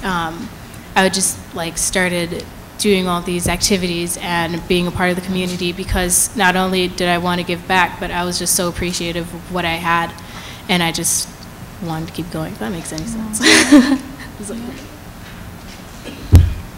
Dean? You got a question? Yeah. Good work. Thanks, and thanks to the backup team over there too for coming. And showing the solidarity, which I know is not just you all did this work, them and others helped you. There were a couple things on here that I was hoping maybe you could talk a little bit more about. One, it was on the student perspective. The last one, I've been curious about this for a long time. Teachers are too busy. So I've been, one of you mentioned about the restorative justice class, and I've been wondering if for years now, policymakers at higher levels are complaining about how we're so far behind the world and stuff, so we're loading you up with curriculum, and we got to catch everybody up, and what was proficient one year, next year to change the standard, and now it's just good, which was proficient the year before. So teachers being too busy, does that mean we're giving you too much work and not being able to address the other things that you saw about relationships aren't being a priority, that we're not being able to control the class because we just keep throwing stuff at you, and then also on the recommendation, the one about, and then also not having the time to create support systems for all the students because we're just loading you up with curriculum. Is that something that resonates with you all? Can you talk to that a little bit to help me out? I mean, that plays a part. It definitely plays a part, like how you gonna like teach this kid so much curriculum when you don't even know anything about them. Like, that's where it starts. A relationship with your student is where it starts. You can't keep on trying to like move forward if this student doesn't feel comfortable with you, you know? And that's what I felt for the longest. Like my whole like last year class, like my first hour class, I swear to you, I felt so uncomfortable in that class. So it made me like not want to learn. And I was one of those kids on my phone. And people be like, why are you on your phone so much? I'll be like, I don't know this teacher's weird. And I say weird because I didn't like know like another word to use. But it was really what I was trying to say was like, I don't know like what this teacher's about. I don't know if this teacher even wants me in their classroom. I don't know if this teacher is welcoming me. So I really think that it starts like with the relationship before you can start teaching them curriculum and stuff. The restorative justice class that you mentioned about, excuse me, is that a class that helps address the problem you just talked about? Or what could have been done different in your class? Would it have been more, do you have any idea, any thoughts on that? What could have been done differently? Yeah. I mean, like just going back to like what I was just saying, like building a relationship. We spend like about 1 or 2 days building a relationship, and then it's boom, okay, you have this assignment to read in the next 2 days, please turn it in so-and-so. If you only like have 2 days to build relationships with all of these kids, you're not. And 9 times out of 10, 10 times, 9.5 times out of 10, you're not gonna build a relationship with these students. So, yeah. I think the young lady on the end, did you have something you want to say? Oh, you just looked like you did. That's okay if you didn't. Nikki? No, wait, I wanted to hear what she had to say. We actually talk about this a lot in Team Scholars on equitable classrooms and classrooms who cater to the need of all the students while still teaching and not lowering expectations for students. And I had one class, I've actually had this teacher last year, and I took this class again because of this teacher. And my social issues class, we actually spent 2 weeks on the safe space, what is it called? I don't know what it's called, but we spent 2 weeks on building relationships within the classroom, so the social contract. And students were complaining because they were like, why are we spending 2 weeks on this? And in the classroom, we can see the difference. We're learning so much. We took a lesson on equity, and so now we know, instead of singling out students, we learned why it's important. Like if you see a student without a pencil, giving them a pencil. I've seen this teacher go around and make sure that every student has had a pencil. When students lose papers, I've seen him go around the room and give students extra papers without getting mad at them for losing their papers, and understanding that some people have crazy households and they can't keep papers. And so then working with students one-on-one with assignments, or in having personalized meetings with every single one of his students, every single one. And this classroom is the most equitable classroom I've ever been in. And the workload, it's not too much, and I'm learning so much. And so it's you build relationships with the students, you get to know, when you get to know the students, you don't lower the expectations at all, because it's a challenging class, but every student's succeeding in it, and every student makes sure that they're coming to it. All right, Nikki. One, thank you on the paper and pencil thing for the kid who forgot her pencil every single day of 7th grade. And I do mean every. So I appreciate that. Secondly, I have to say on the cell phone policy, is that common in every school where they have to take the phone and you must meet with the parent? I just know that's true for West. I think ours is What like school is very that? critical. West. West, it's interesting. Our phone policy is very critical. I know at Memorial, kind of like the phone policy, I'm not sure about I know that it's like bell to bell, you can't have your phone when class is in session, and I'm pretty sure they don't want it out even if you're going to the bathroom during a class period. I think that from what I see in my own classes, if a student has their phone out, then the teacher would ask, put the phone away. And if it becomes a problem, then I think I'm not 100% sure. I think from like what I hear, I think like the teacher asks the student to either go to the dean's office and then set their phone down, or like a teacher would come in and take the phone, and then you, I think kind of depending on how many warnings went out, you could get the phone back either at the end of the day or kind of like at the end of the class period. I'm just concerned, maybe it's the attorney in me, of holding someone's property past one day if their parents don't show up to meet them. In fact, I'm pretty sure that's not legal. So I'm a little concerned by that. Okay, I mean, the cell phone policy is effective when teachers have relationships with students, and they won't have their phones out if you have a relationship with them, so it goes hand in hand. I agree. Okay, Anna? Thank you for being here. I wanted to ask a question. Some of you guys named off a bunch of different programs that we run in our school district, and one of my concerns with a number of those different programs is they have some pretty strict criteria about who can participate in those programs. And we have a lot of students, particularly African American students, that don't meet those criteria that have been put in place. And so my question is, your experience in your high school, do students who might not have a higher GPA or regular attendance have access to programs that support them so that they can bring their grades up? Or what happens for those students?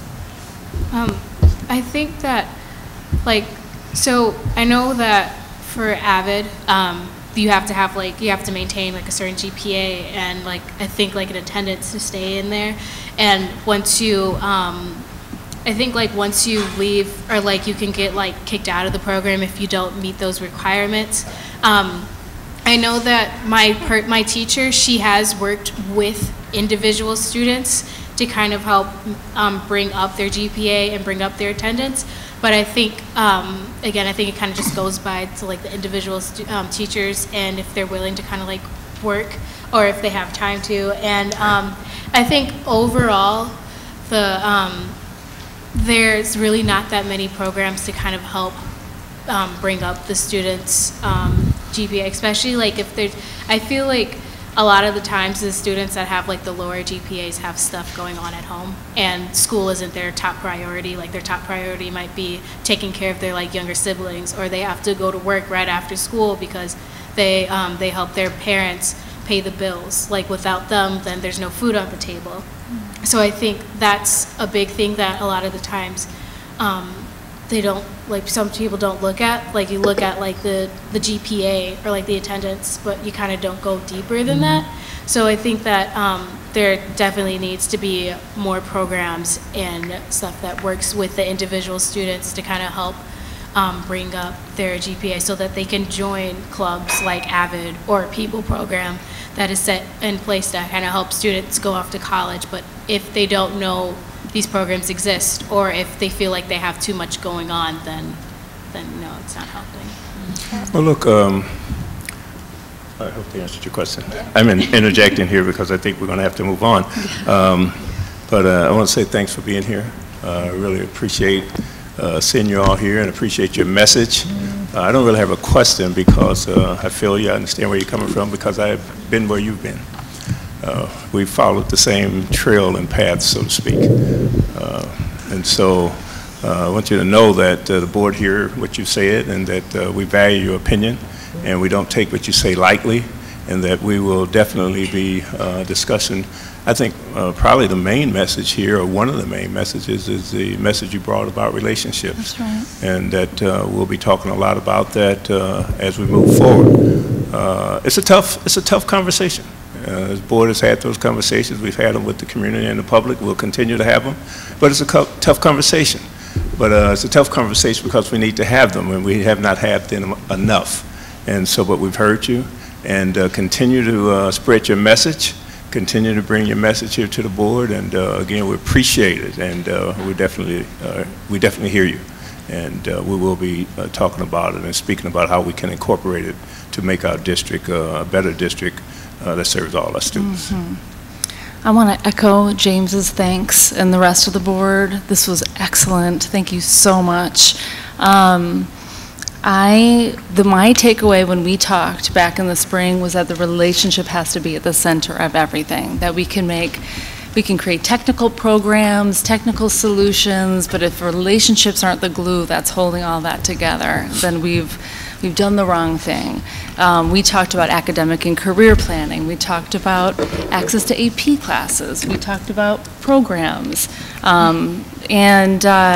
But if it's not about building the relationship that's necessary to do what you're talking about, Diana, delve into challenging work that's worth doing, that's worth learning, then we haven't done the right thing. So thank you for keeping it real with all of us. Thank you, Nichelle. Thank you, guys. Thanks to the MSCs.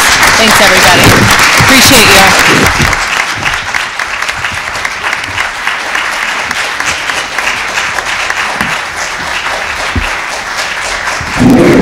That was awesome.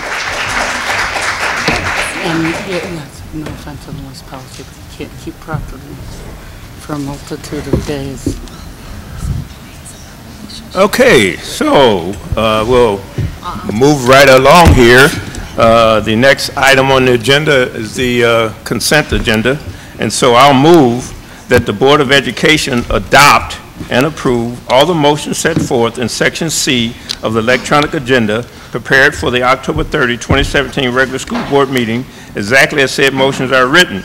Now, by voting affirmatively on this motion, a board member expresses his or her affirmative vote on each of the motions consolidated hereby, subject to any express separations that have been made by any member of the school board. Can I get a second, please? Second. It's been moved and second. Any separations? I do have one. I need to find it.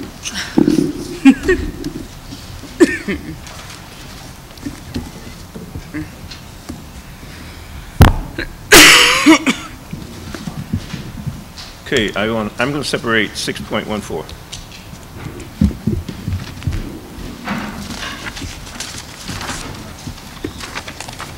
Okay, any others? Okay, so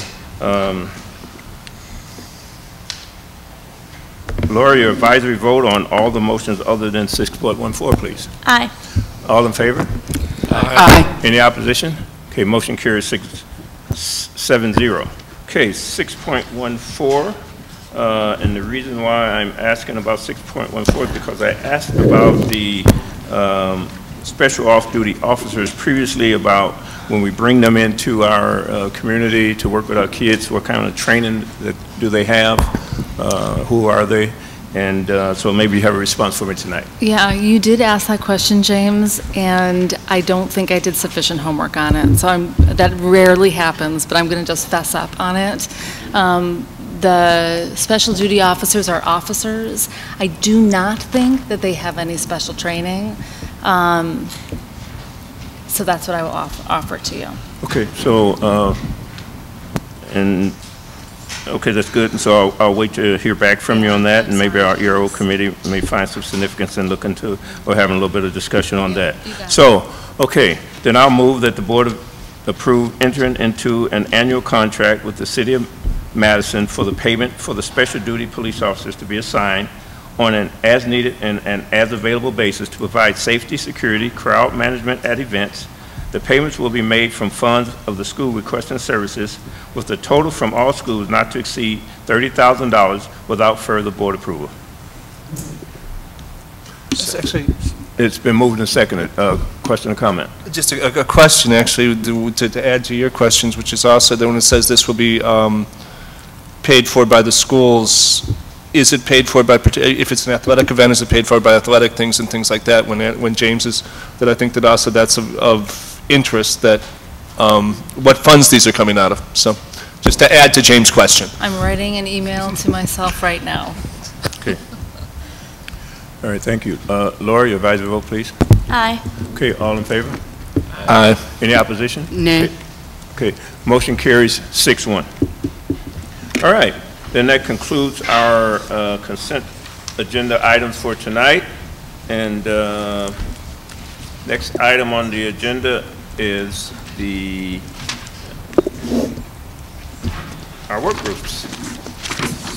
And I think our work group chairs are ready to go. So first work group is an instruction work group, and TJ Merckx.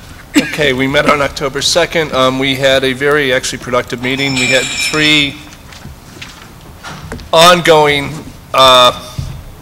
topics on our agenda. The first was middle school start times, and the work continues is probably the best way to summarize that each of the iterations on attempting to coordinate with schedules and transportation has not led to a solution that looks workable at this point. The next iteration will seek to coordinate elementary and middle school, and this looks very promising both in terms of the fiscal impact and in terms of moving middle school start times later. So that work continues. We also had a presentation on the Opportunity Youth Project in the context of our at-risk student requirements and et cetera. At the very beginning, asking a lot of good questions about in relation to, very much in the spirit of relationships, about disconnected youth and what can be done to reconnect them. I think in some ways responsive to the issues Anna raised with our student panel about those who are not succeeding. So we look forward to updates on that one. And then we had a rich discussion of the plan for the Pathways one-year evaluation, and there was a revised evaluation attached to the agenda, and I suggest people look at it, and it seems to have addressed most of the issues raised by board members in a satisfactory way. I think we could all probably tweak a little bit here and there, and I guess that this was kind of our last shot to offer to tweak. I don't have any particular ones, but I would like to offer the rest of the board if you have further comments on the Pathways Evaluation Plan as it appears on the agenda tonight. They don't, no comments, so I think that no one is requesting any further changes. So that's good to know. Our next meeting is November 6th, and we will be doing something a little bit different this year in that we will be looking at summer school and doing summer school approvals, I anticipate, very, very early. Normally this is something that's done in, I believe, February, maybe March. So summer school, and then a very, very large topic will continue, which is classroom staffing and class sizes. And we will begin talking about policies and practices and reporting and related things, which a discussion that will continue through the budget process, I assume, or at least partially through it. So that's it. All right, thank you, Mr. Merckx. We'll continue right on here. Next item on the agenda, Operations Work Group, Ms. Burke. Okay, so we had a meeting on October 23rd, and the main topic was the budget, both the levy for the 2017-18 budget, the final tax levy, along with then the budget process overview. So we do have an action item on the levy. I'm going to ask that we use a process that will first be turning it over to Jen and Mike Berry to get some more information and context around the proposals that had been forwarded to the board and various options for the levy. Then I'd like a discussion pursuant to that so that we can all have an overall understanding of that, along with then a consideration of the 3 options. And the reason I'm asking is, one, so we have a common understanding and we don't get waylaid into any particular proposal until we do that. And then secondly, the motions are very specific to the dollar amounts, and if at all possible, we can work with one of the options in terms of the dollar amounts. Then it will facilitate being able to use the calculations within the levy. It doesn't mean I'm looking at the overall amounts, not necessarily how they are designated.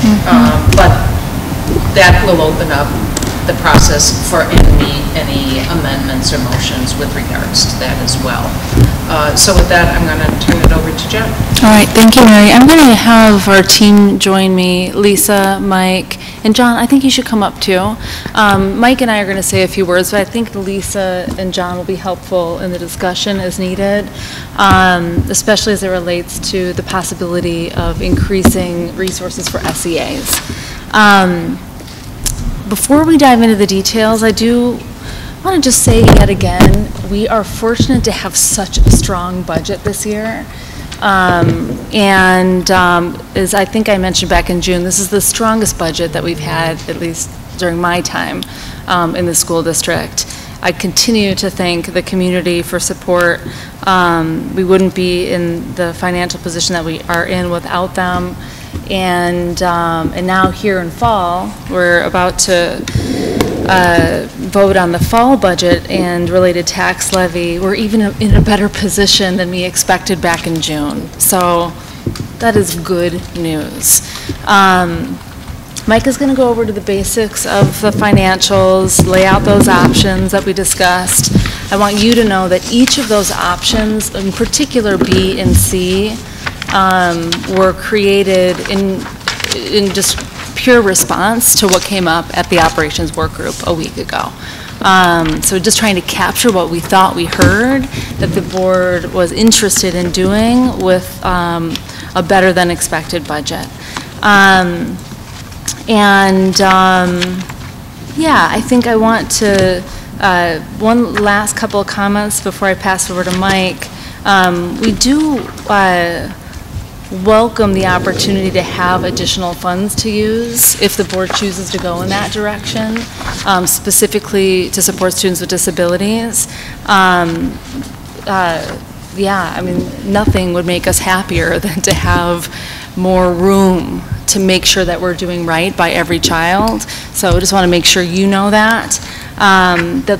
Whatever happens tonight, we're excited that that might be able to address a short-term solution that will flow into a big discussion about long-term solutions, to TJ's earlier point about the staffing discussion that will launch off in a matter of 1 week next Monday, and then continue on throughout the year, which includes a study of student services allocation, not just SEAs, but everything that we allocate under the student services umbrella, which I think is going to be incredibly informative and will help us do better and more proactively in the future.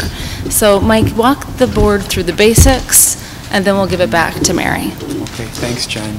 I have a couple of minutes of introductory comments, and then focus on what we heard at the operations meeting, and then the 3 scenarios, and then we'll go from there. So there are 2 financial tasks that the board is required to act upon this evening, and school boards all over the state are doing this tonight and tomorrow night. The first is to establish the property tax levy that supports the budget. That has to be done by November 1st. The second is to adopt the fall original budget, and that has to occur on the same night that you adopt the tax levy.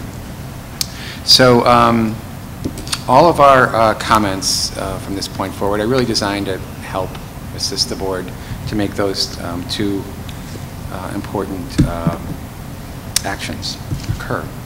So as Jen said, we are pleased to report that the overall financial position for 17-18 is relatively positive, at least relative to recent years' budgets, not just here, but in all Wisconsin school districts.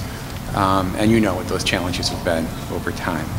So when I say relatively positive, that is characterized by, first, this is a positive, a balanced budget for 17-18. As you might recall, we've had a number of budgets that were offset to use up fund balance in the past.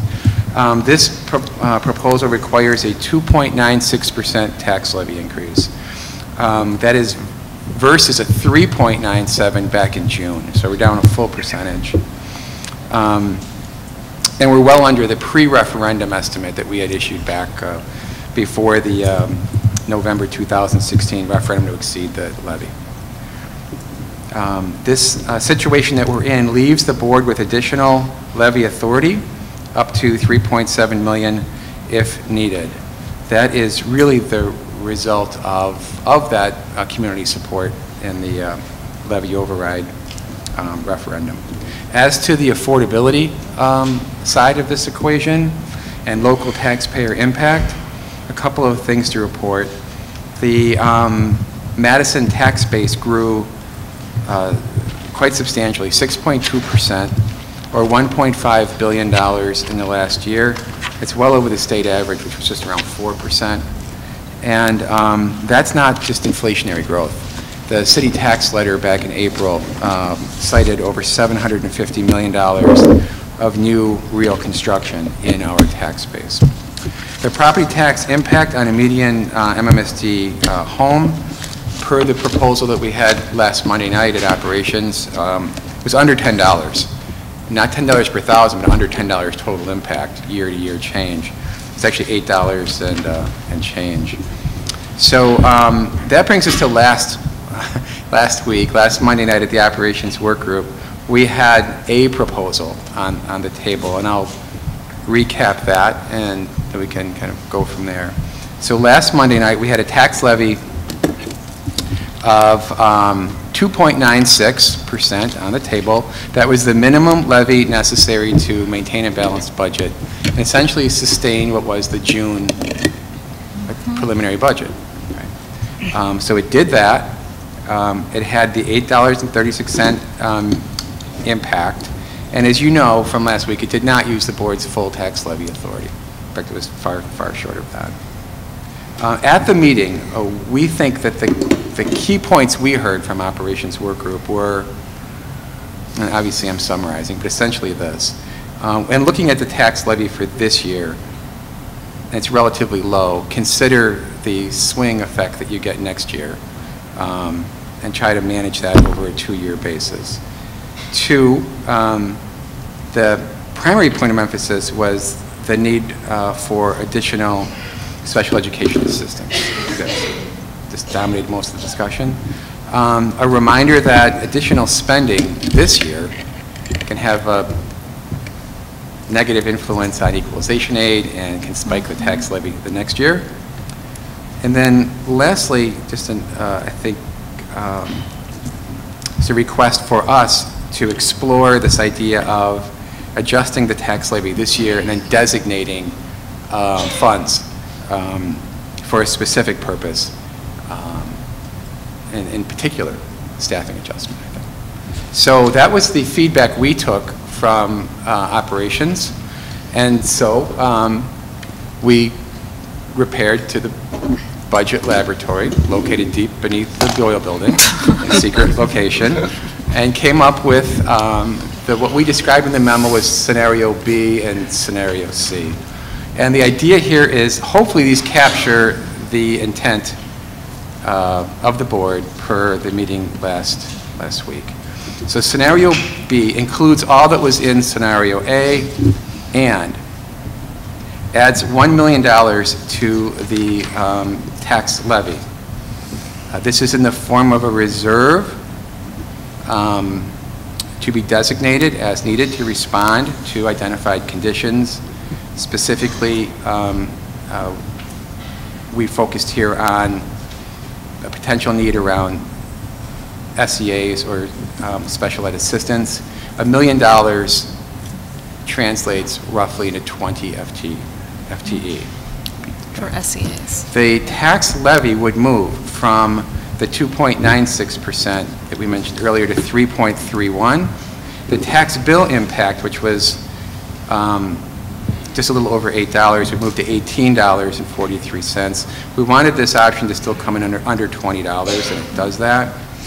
And there is still a significant underlevy. Okay, that was in response to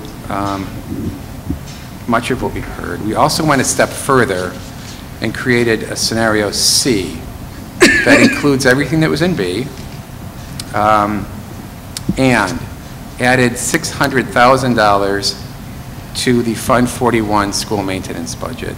That budget is currently at $4.4 million. This would bring it to $5 million. This has been a long-standing goal to rebuild that fund incrementally over time. We saw the opportunity to perhaps do that. Also, with Fund 41, and this is important, those funds, if spent, are smoothed out over time through a aging process and do not impact equalization aid anywhere near the way that other expenditures might. That's the special feature of that fund, the Capital Expansion Fund. Under this scenario, the tax levy would be 3.52%. The impact on a median home is $24.48. The goal there was to keep it under 25. And still, again, there's about $2 million of board levy authority that is still not called upon. So those were the ideas that we thought might capture your intent from last week. There are, of course, other iterations, you can imagine. And that's open for discussion. I think final comments would be from me, similar to what Jen said. I think the 17-18 overall budget is really quite positive. There was some really good work done on compensation, on strategic priority actions. Some benefit changes made that possible. Levy impact of under 3% with tax base over 6% growth is a very unusual combination. It makes a lot of things possible. So you have the opportunity to have a tax levy that the community can afford, and you still, at this point tonight, have the flexibility to address issues that you feel are open in the budget. A rare opportunity. Levy impact scenario C, did you say what that was? Levy impact scenario C? Yes, levy impact would be a 3.52%. And in terms of a median home, $24.48. Okay, thanks. Thanks, Mike. TJ, you have one quick question on the process here? It's actually not a question. It's, Mike said that this is a balanced budget, and if somebody's found at home, they can see that there's actually a $10 million difference between revenues and expenditures, and I just wanted to say that Mike is true, it's a balanced budget, and that the vast majority of that $10 million is unspent referendum funding and a little bit in Fund 41. So it does balance, and that's where that's coming from. Yeah. So if you see that and you say, no, it's not balanced, it is. Thank you. Thanks for that clarification. Jen, did you want to say anything? I was just going to ask if you have any questions about the basics from us. Otherwise, we'll give it back to you for discussion. Okay, so before we delve into any motions or any options, are there any questions for Mike on, or Jen, or any discussion on just the overall situation? Yeah, could you just clarify for me the difference in a reserve fund and fund balance? For me, it seems like the same thing. So I just need, if you could help me with that. Sure.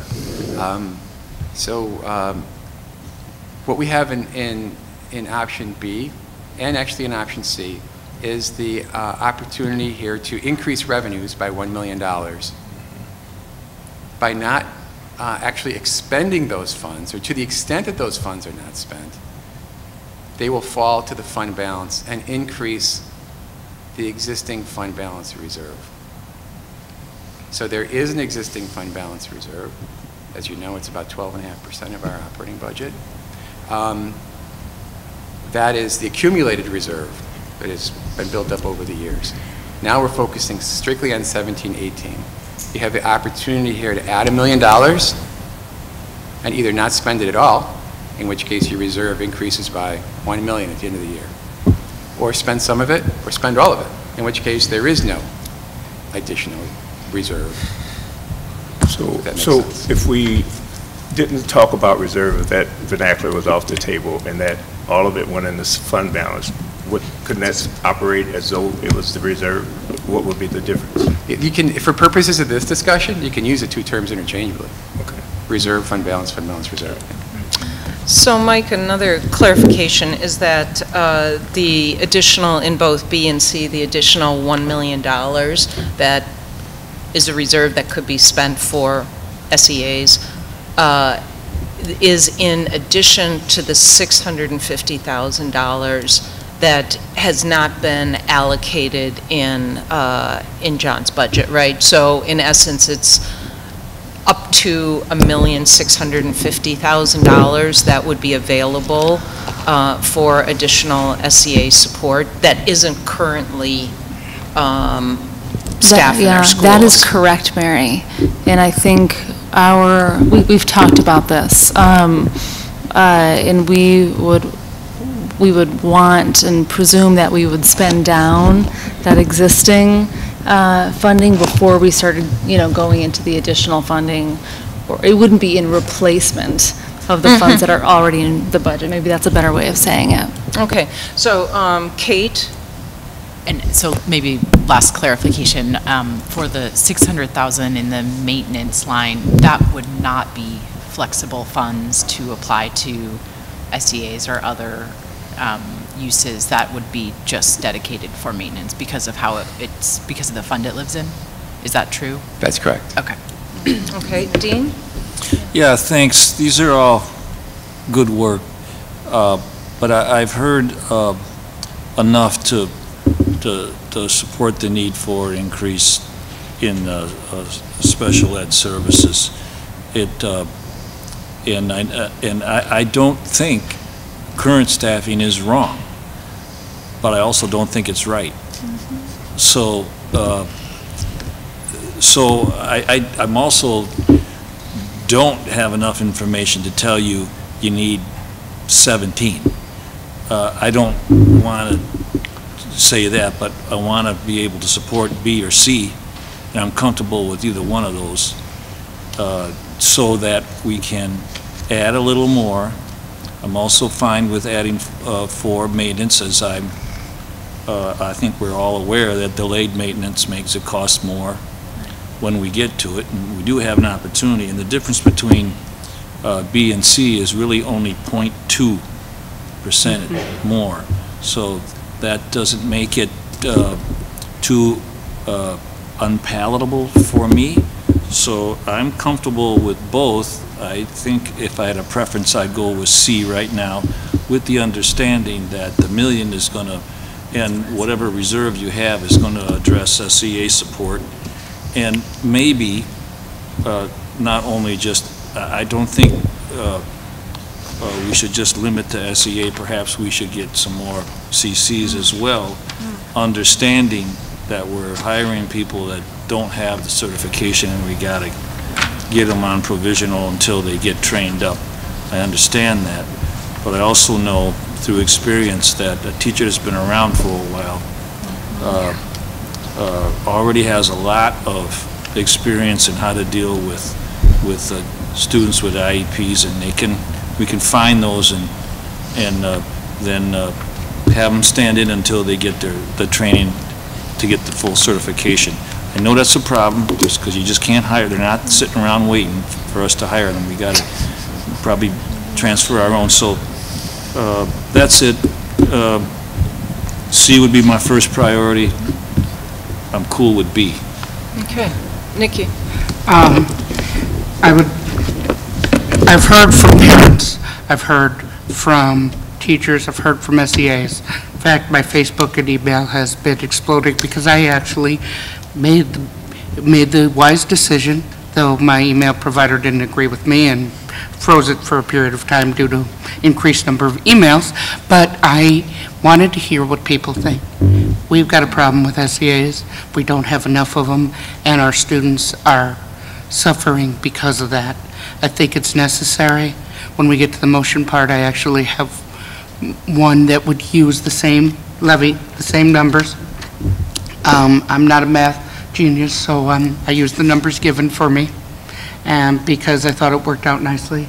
Additionally, it would provide reporting requirements in both at the end of the first semester and at the end of the year, and it would provide $1 million for the SEAs. My question was, if there was this additional funding, let's say to Fund 27, which would be a little bit more general than specifically SEAs, would that allow the opportunity? I think last budget cycle we talked about a couple of different things. We increased SEA pay to $15 an hour, but there was discussion too about creating these tiers of SEAs so that if you were there longer, you had more professional development, you could build up on that. And I don't know where that went. And I'm also wondering too, I had kind of talked about the need, we need certified CC teachers desperately, and whether that money could be used to have some sort of incentive to get certified teachers. Well, I'd love to respond, but John, do you want to give it a try? Well, I'm very curious about what you're going to say, so why don't you go first? So the differential levels of pay was not something that Student Services was leading that. I think that was more in the area of our human resources. I think there's a much larger discussion that's going to be taking place next month. Over this month, actually. So that's probably better discussed in that forum than here and right now. So the funding, the Fund 27, it can be used for other purposes. I guess I've looked at it as that's exactly, it isn't necessarily only dedicated to SEAs. I mean, we're authorizing a special needs nurse, for example, out of these funds for a particular student to meet their needs. It can be used for the growing, so to speak, of dually licensed or staff to become special educators? Absolutely. Just so you have a sense, we have 8 people currently in our grow our own pool so that they can become licensed special educators. It's not going to be a solution that's going to be ready by December or January, but this is an investment maybe a year's time from now in that area. Did that answer your question? Or? Yeah, I just wondered if it were Fund 27 to provide greater flexibility. And it sounds like it would. Yeah, there could be. It could but be. The discussion of compensation would come with right. Exactly. Yeah. So maybe just to follow on Anna, your comment, I mean, I think we've heard an incredible set of stories over the last week and a half, and certainly would be very supportive of adding, in addition to the funds that you already have in reserve, additional, so that kind of takes us to B, right? And I think I'm with you, Dean, that I'm kind of leaning towards C as a way to also, I mean, the maintenance of our buildings has a huge impact on our students with disabilities as well.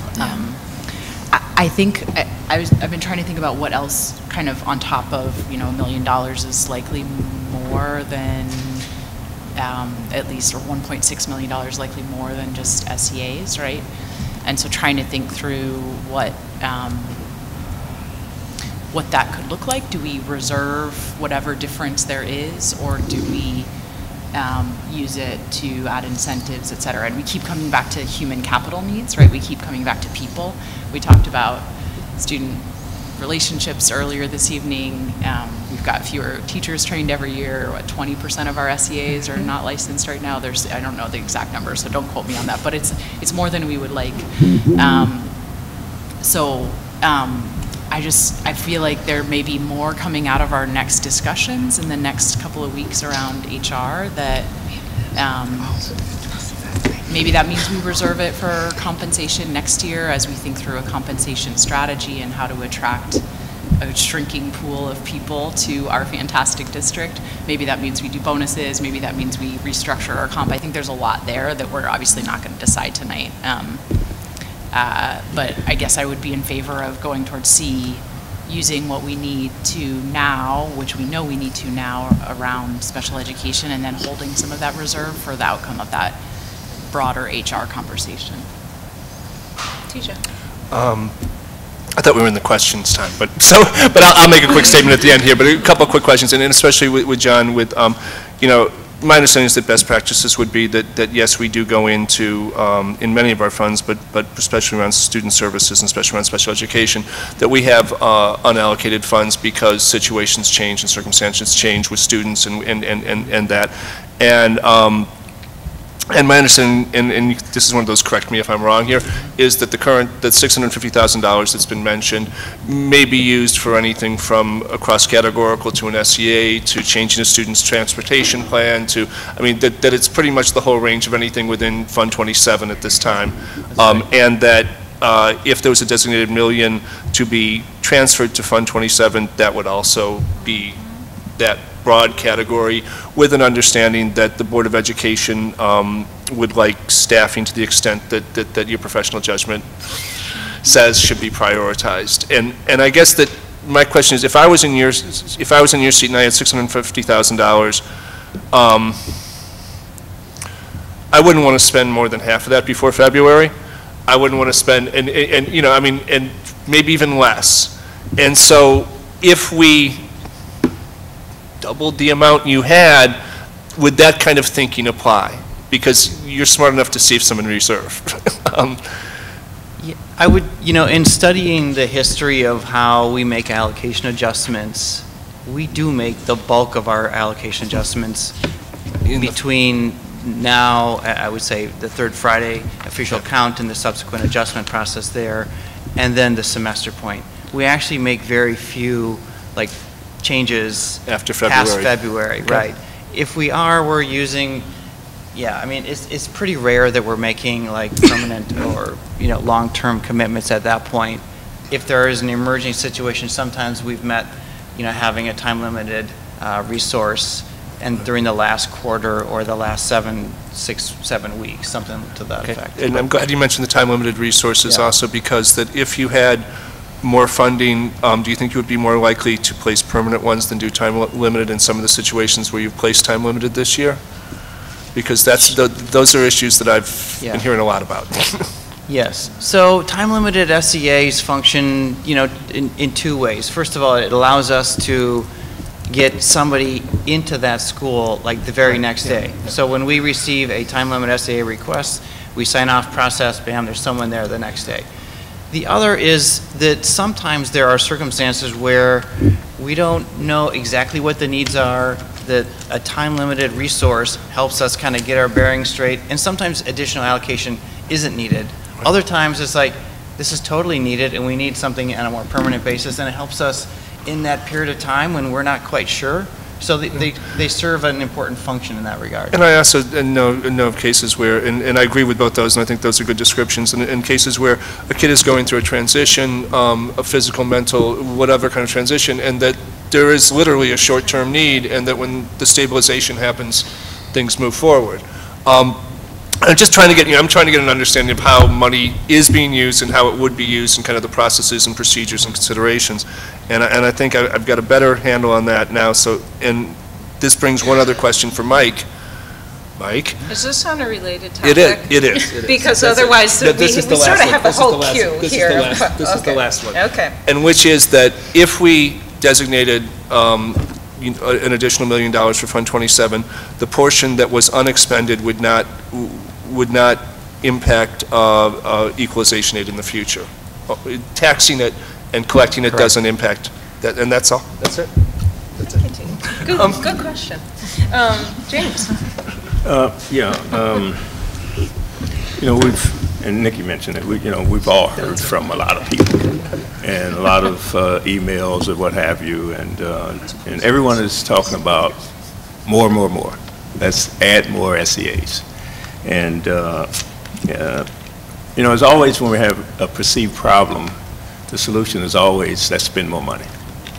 And so I guess I need to feel, when I leave here, that after I vote, I'd like to feel that what we've done here is more than just adding some dollars to a perceived problem. I think we have somewhat of a problem. How big it is, I have no idea.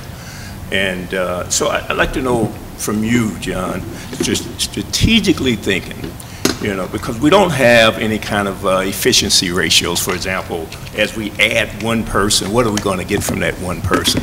I wish I could sit here and say, well, we got this $1 million now, and so all our problems are solved. It never works like that, does it, though? We can add all kinds of dollars to different problems, and we still have problems. So we know money just in itself just doesn't solve the problem. So, but you've been the person to have the best feel for this. What can you tell us strategically about, what will this $1 million do that everyone in this city is asking for? They've wrote in the email, we need this $1 million, we need more SEAs. I'm feeling that we need something. I have no clue. I'm more with Dean on this. If we need 1, 2, or what have you, I don't know what $1 million actually will do for us. So in your expert opinion, can you give us some example or something that I can leave feeling a little better about this vote that's not symbolic? Because I feel like what the public really does is gives you these, it's more of a symbolic gesture. Well, we need $1 million and that'll solve our problems. I'm not so sure about that. Maybe we need 1.5. I don't know, maybe we need 600,000. I don't have a clue. So can you give us an example of where you are, where we've been? We have $650,000 of IDA flow through. You know, what will this $1 million do for us? You know, 3-4 months from now, will they be writing us again? Well, we need another $1 million. I mean, in your view, you know, how does that situate us? Well, first I would say thank you to all of you board members for so responsively and I would say generously supporting special ed programs for many, many years. So I thank you for that commitment. It's very obvious that this is a priority for you all. You know, in the materials that some of the data that was requested over the weekend and so forth, I think you can get a sense for the level of responsiveness that we've already had. We've issued out about the equivalent of 9 teacher FTE, special ed teacher, and about 20 SEAs. So it's approximately 30 people that are different from the budget book process to present. So what would the $1 million get? You know, we're going to go through a progression of what I think is prudent resource management, and that is use the IDEA flow through funds first to go through the approximate $650,000 to continue to meet some needs that are clearly present right now. We have a number of school scenarios where we know that we're not quite right. We're trying to figure out exactly what the need is and then meet that. So I expect that we'll be making about 4 to 5 additional adjustments over the next 2 weeks. After that, I would say that we're going to be methodical in our approach to taking requests for additional. We go through a process where we look at the existing resources, we look at the student needs, we make observations, we work with the school-based staff. So I think the $1 million gives all of us, so to speak, the confidence that we are going to progress through this school year. You're not going to be in this situation come January. I mean, I'm extremely confident that you will not be in this position in the future.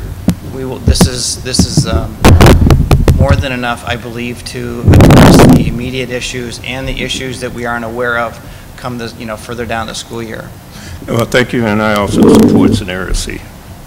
Okay, Nikki, do you mind if I jump in on James, No since problem. I haven't commented yet? Absolutely. Go ahead, Mary. So James, on your point, I had the same questions.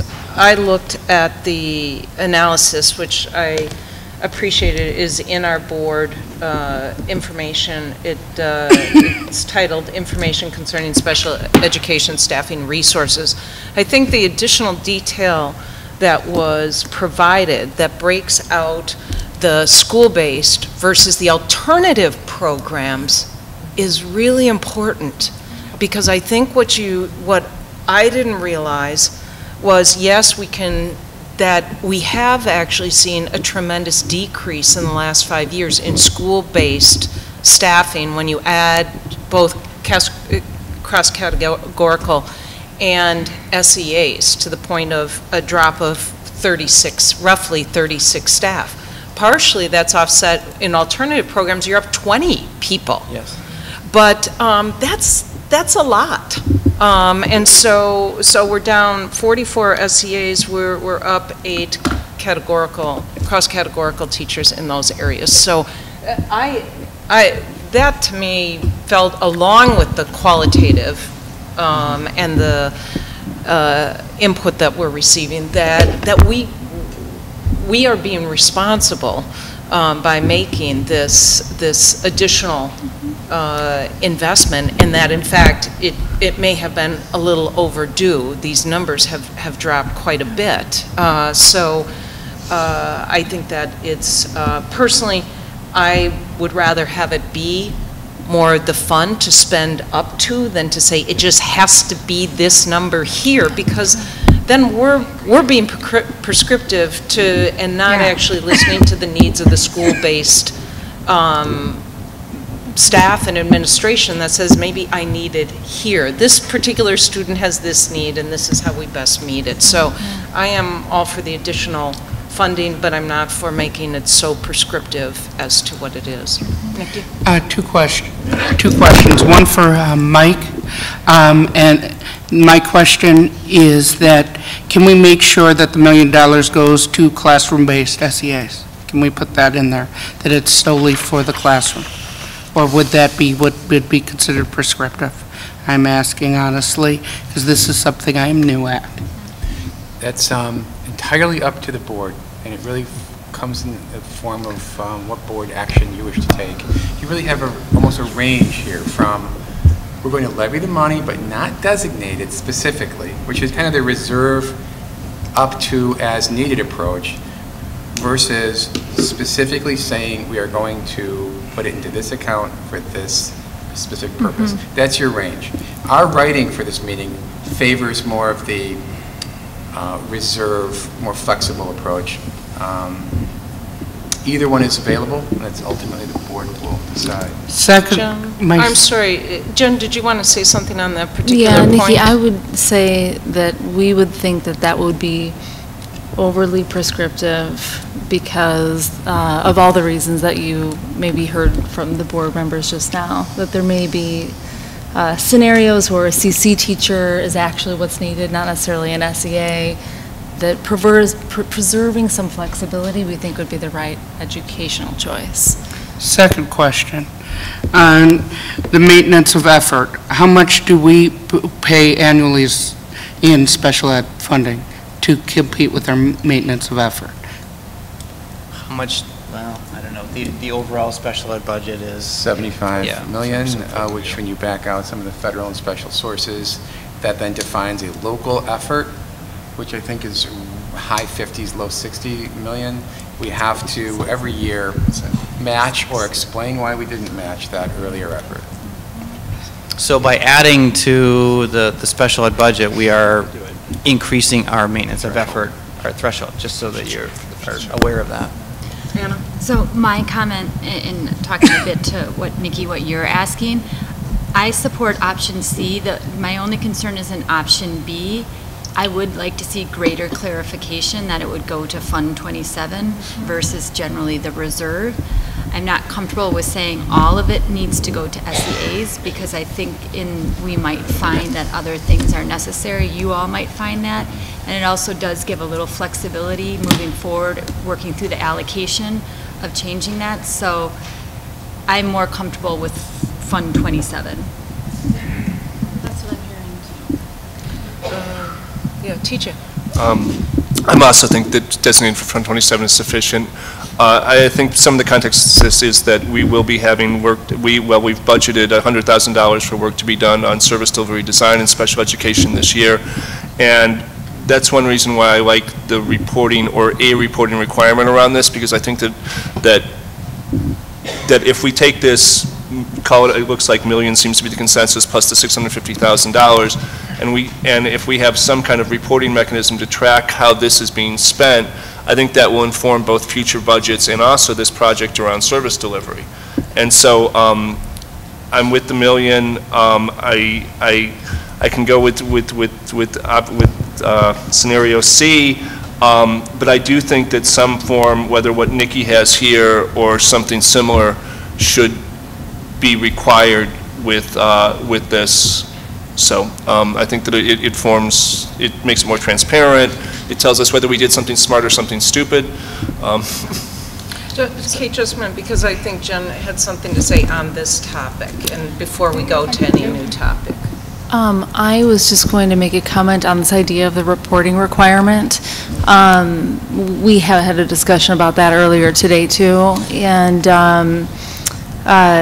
I mean, you guys can choose whether or not you want to build that into your vote tonight, but we would do that no matter what. I mean, if the board wants us to, on some regular basis, report to you, yeah. I mean, I would like to be able to have a chance to think about that and think about what it looks like and make some suggestions, but certainly that's something that we could do quite easily and build into our regular updates on budget.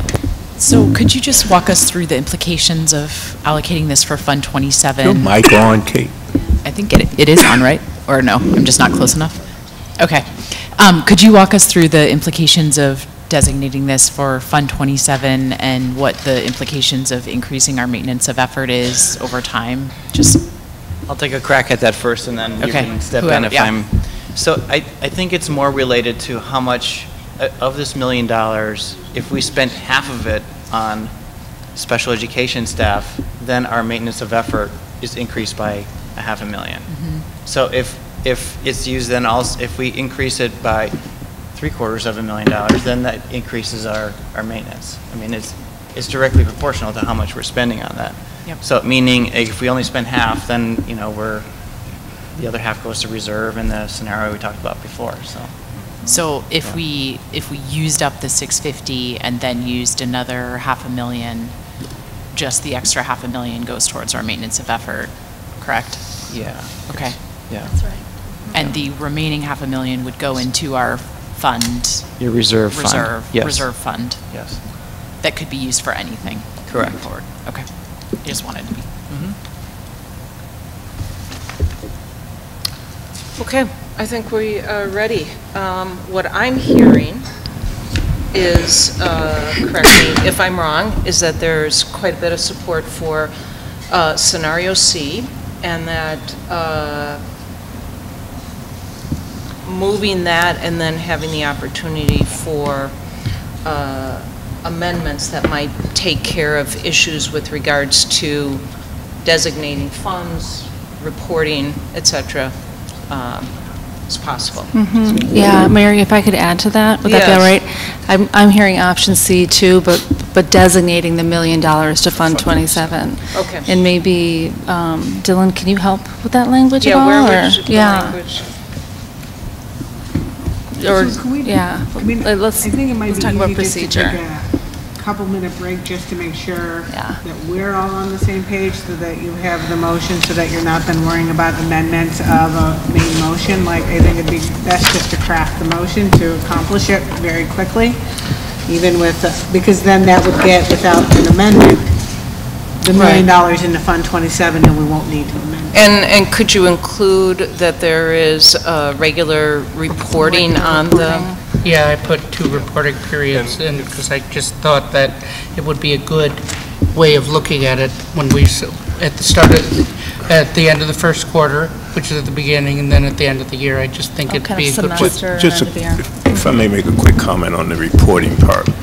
As a board, as long as the majority of you want the administration to report on something, all you do is call your president or your vice president and say, look, we want them to report on this by such and such a time.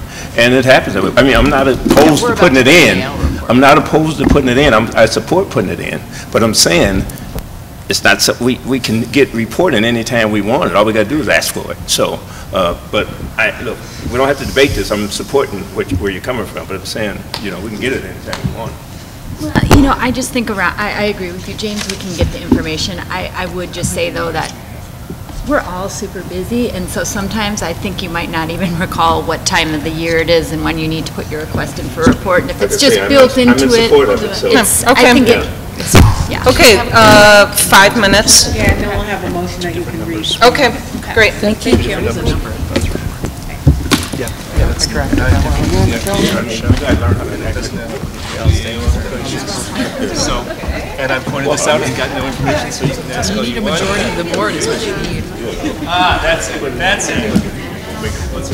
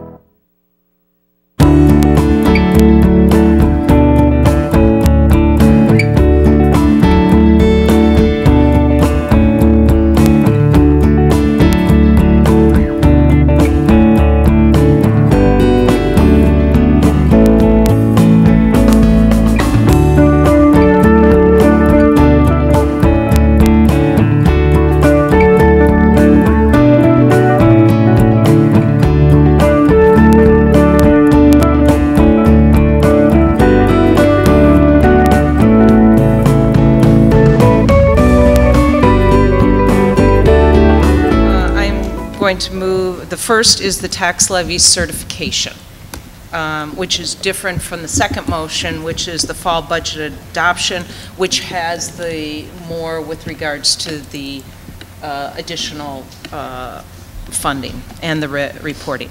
So I will move that the Board of Education certify the 2017-18 all funds tax levy described below as scenario C in conjunction with the 2017-18 budget in the total tax levy amount of $297,192,687, which consists of the specific subcomponents listed below. General Fund 10, $268,495,857. Debt Service Fund 39, $8,300,825. Non-referendum Debt Services Fund 38, $4,161,516. Capital Expansion Fund 41, $5 million. Community Service Fund 80, $11,234,489. Is there a second? Second. Any discussion? All in favor? Aye. Opposed? That passes 7-0. Okay.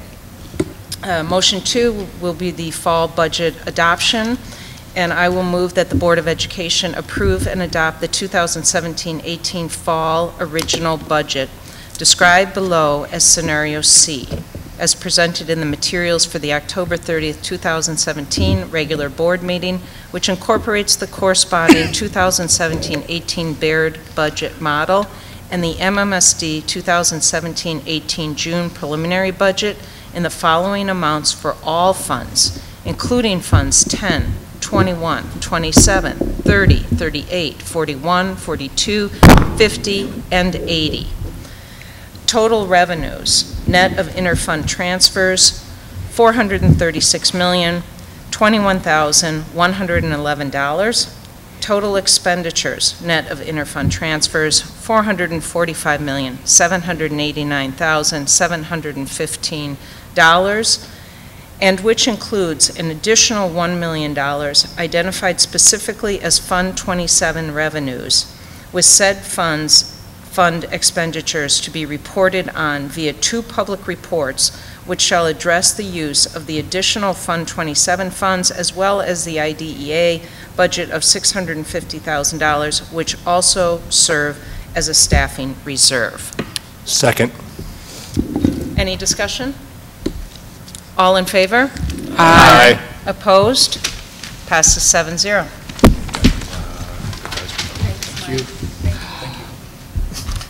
She voted. Laura, your advisory vote on both times. Thank you. Okay, now it's final.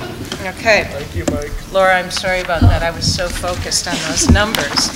Okay.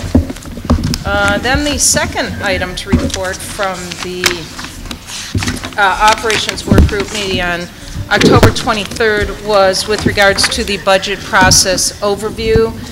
The main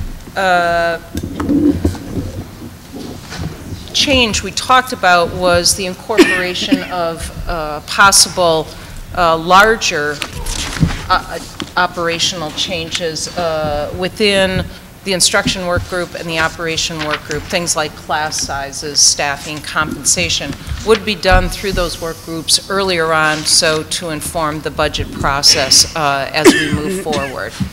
And that was an overview of our meeting on October 23rd. Our next meeting is November 13th. DJ. It's very quick with my eye on the clock.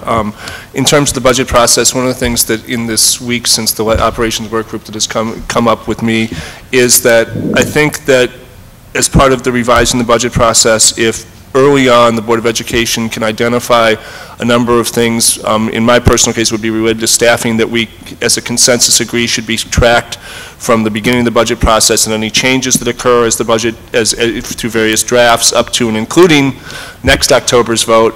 I think that could be very helpful in the public understanding the budget, the board understanding the budget, and seeing how things done. There used to be something called a citizens budget. I don't think something exactly like that. But if we can have those discussions in the operations work group in the coming months and arrive at something by January when the April budget starts being put together, I think that would be very helpful.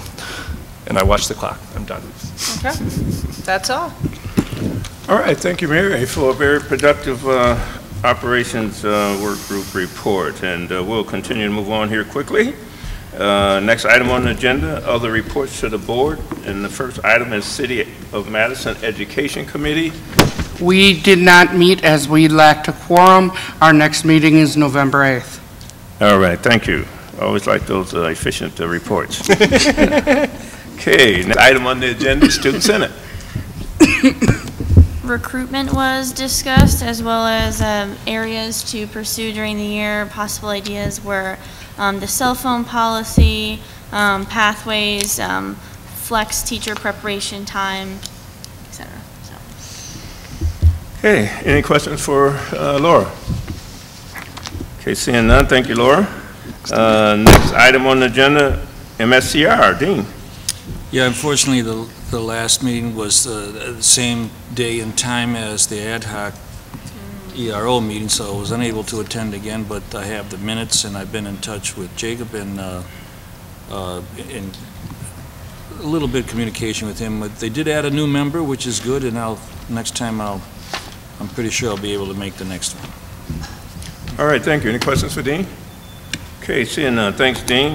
Next item on the agenda, ERO Ad Hoc Committee. Dean. Okay, we've actually met twice. What we've done is break up into 5 different committees with a charge to gather information like current practices, historical background, those types of things. And leading towards our next big meeting, December 6th, which will be a 3-hour work meeting. There will be no opportunity for public comment. The committee work is scheduled to be done by then. They will report back to us, and then we will put things together and try to come up with some recommendations, which will then be spread around for community input and other group input. So that's December 6th coming up. And I think that if other board members might want to attend that, they might want to come and listen in for a while just to see where we're headed. I appreciate it. Thank you. Any questions for Dean? All right. Thanks again, Dean. Next item under other business, student graduate list. I'll move that the Board of Education approve the list of graduates granted diplomas from the start date of the 2016-17 school year through the start date of the 2017-18 school year. Second. Been moved and second. Any questions or comments?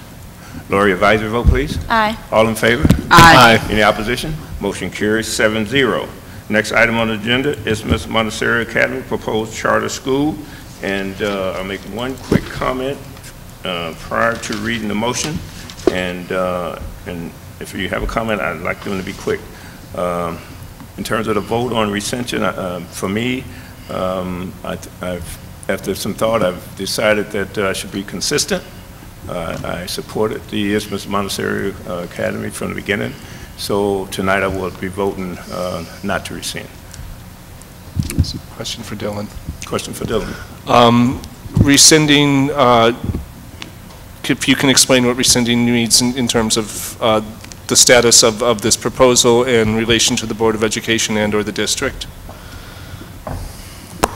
Yeah, so my goal was to be fairly clear in the motion, and so, right, it leaves us back to the place of a null with respect to the approval. What it does is it undoes the approval, right? We are undoing the approval vote because there were 2 votes that evening, which has been the point of lots of discussion as to what is the direction.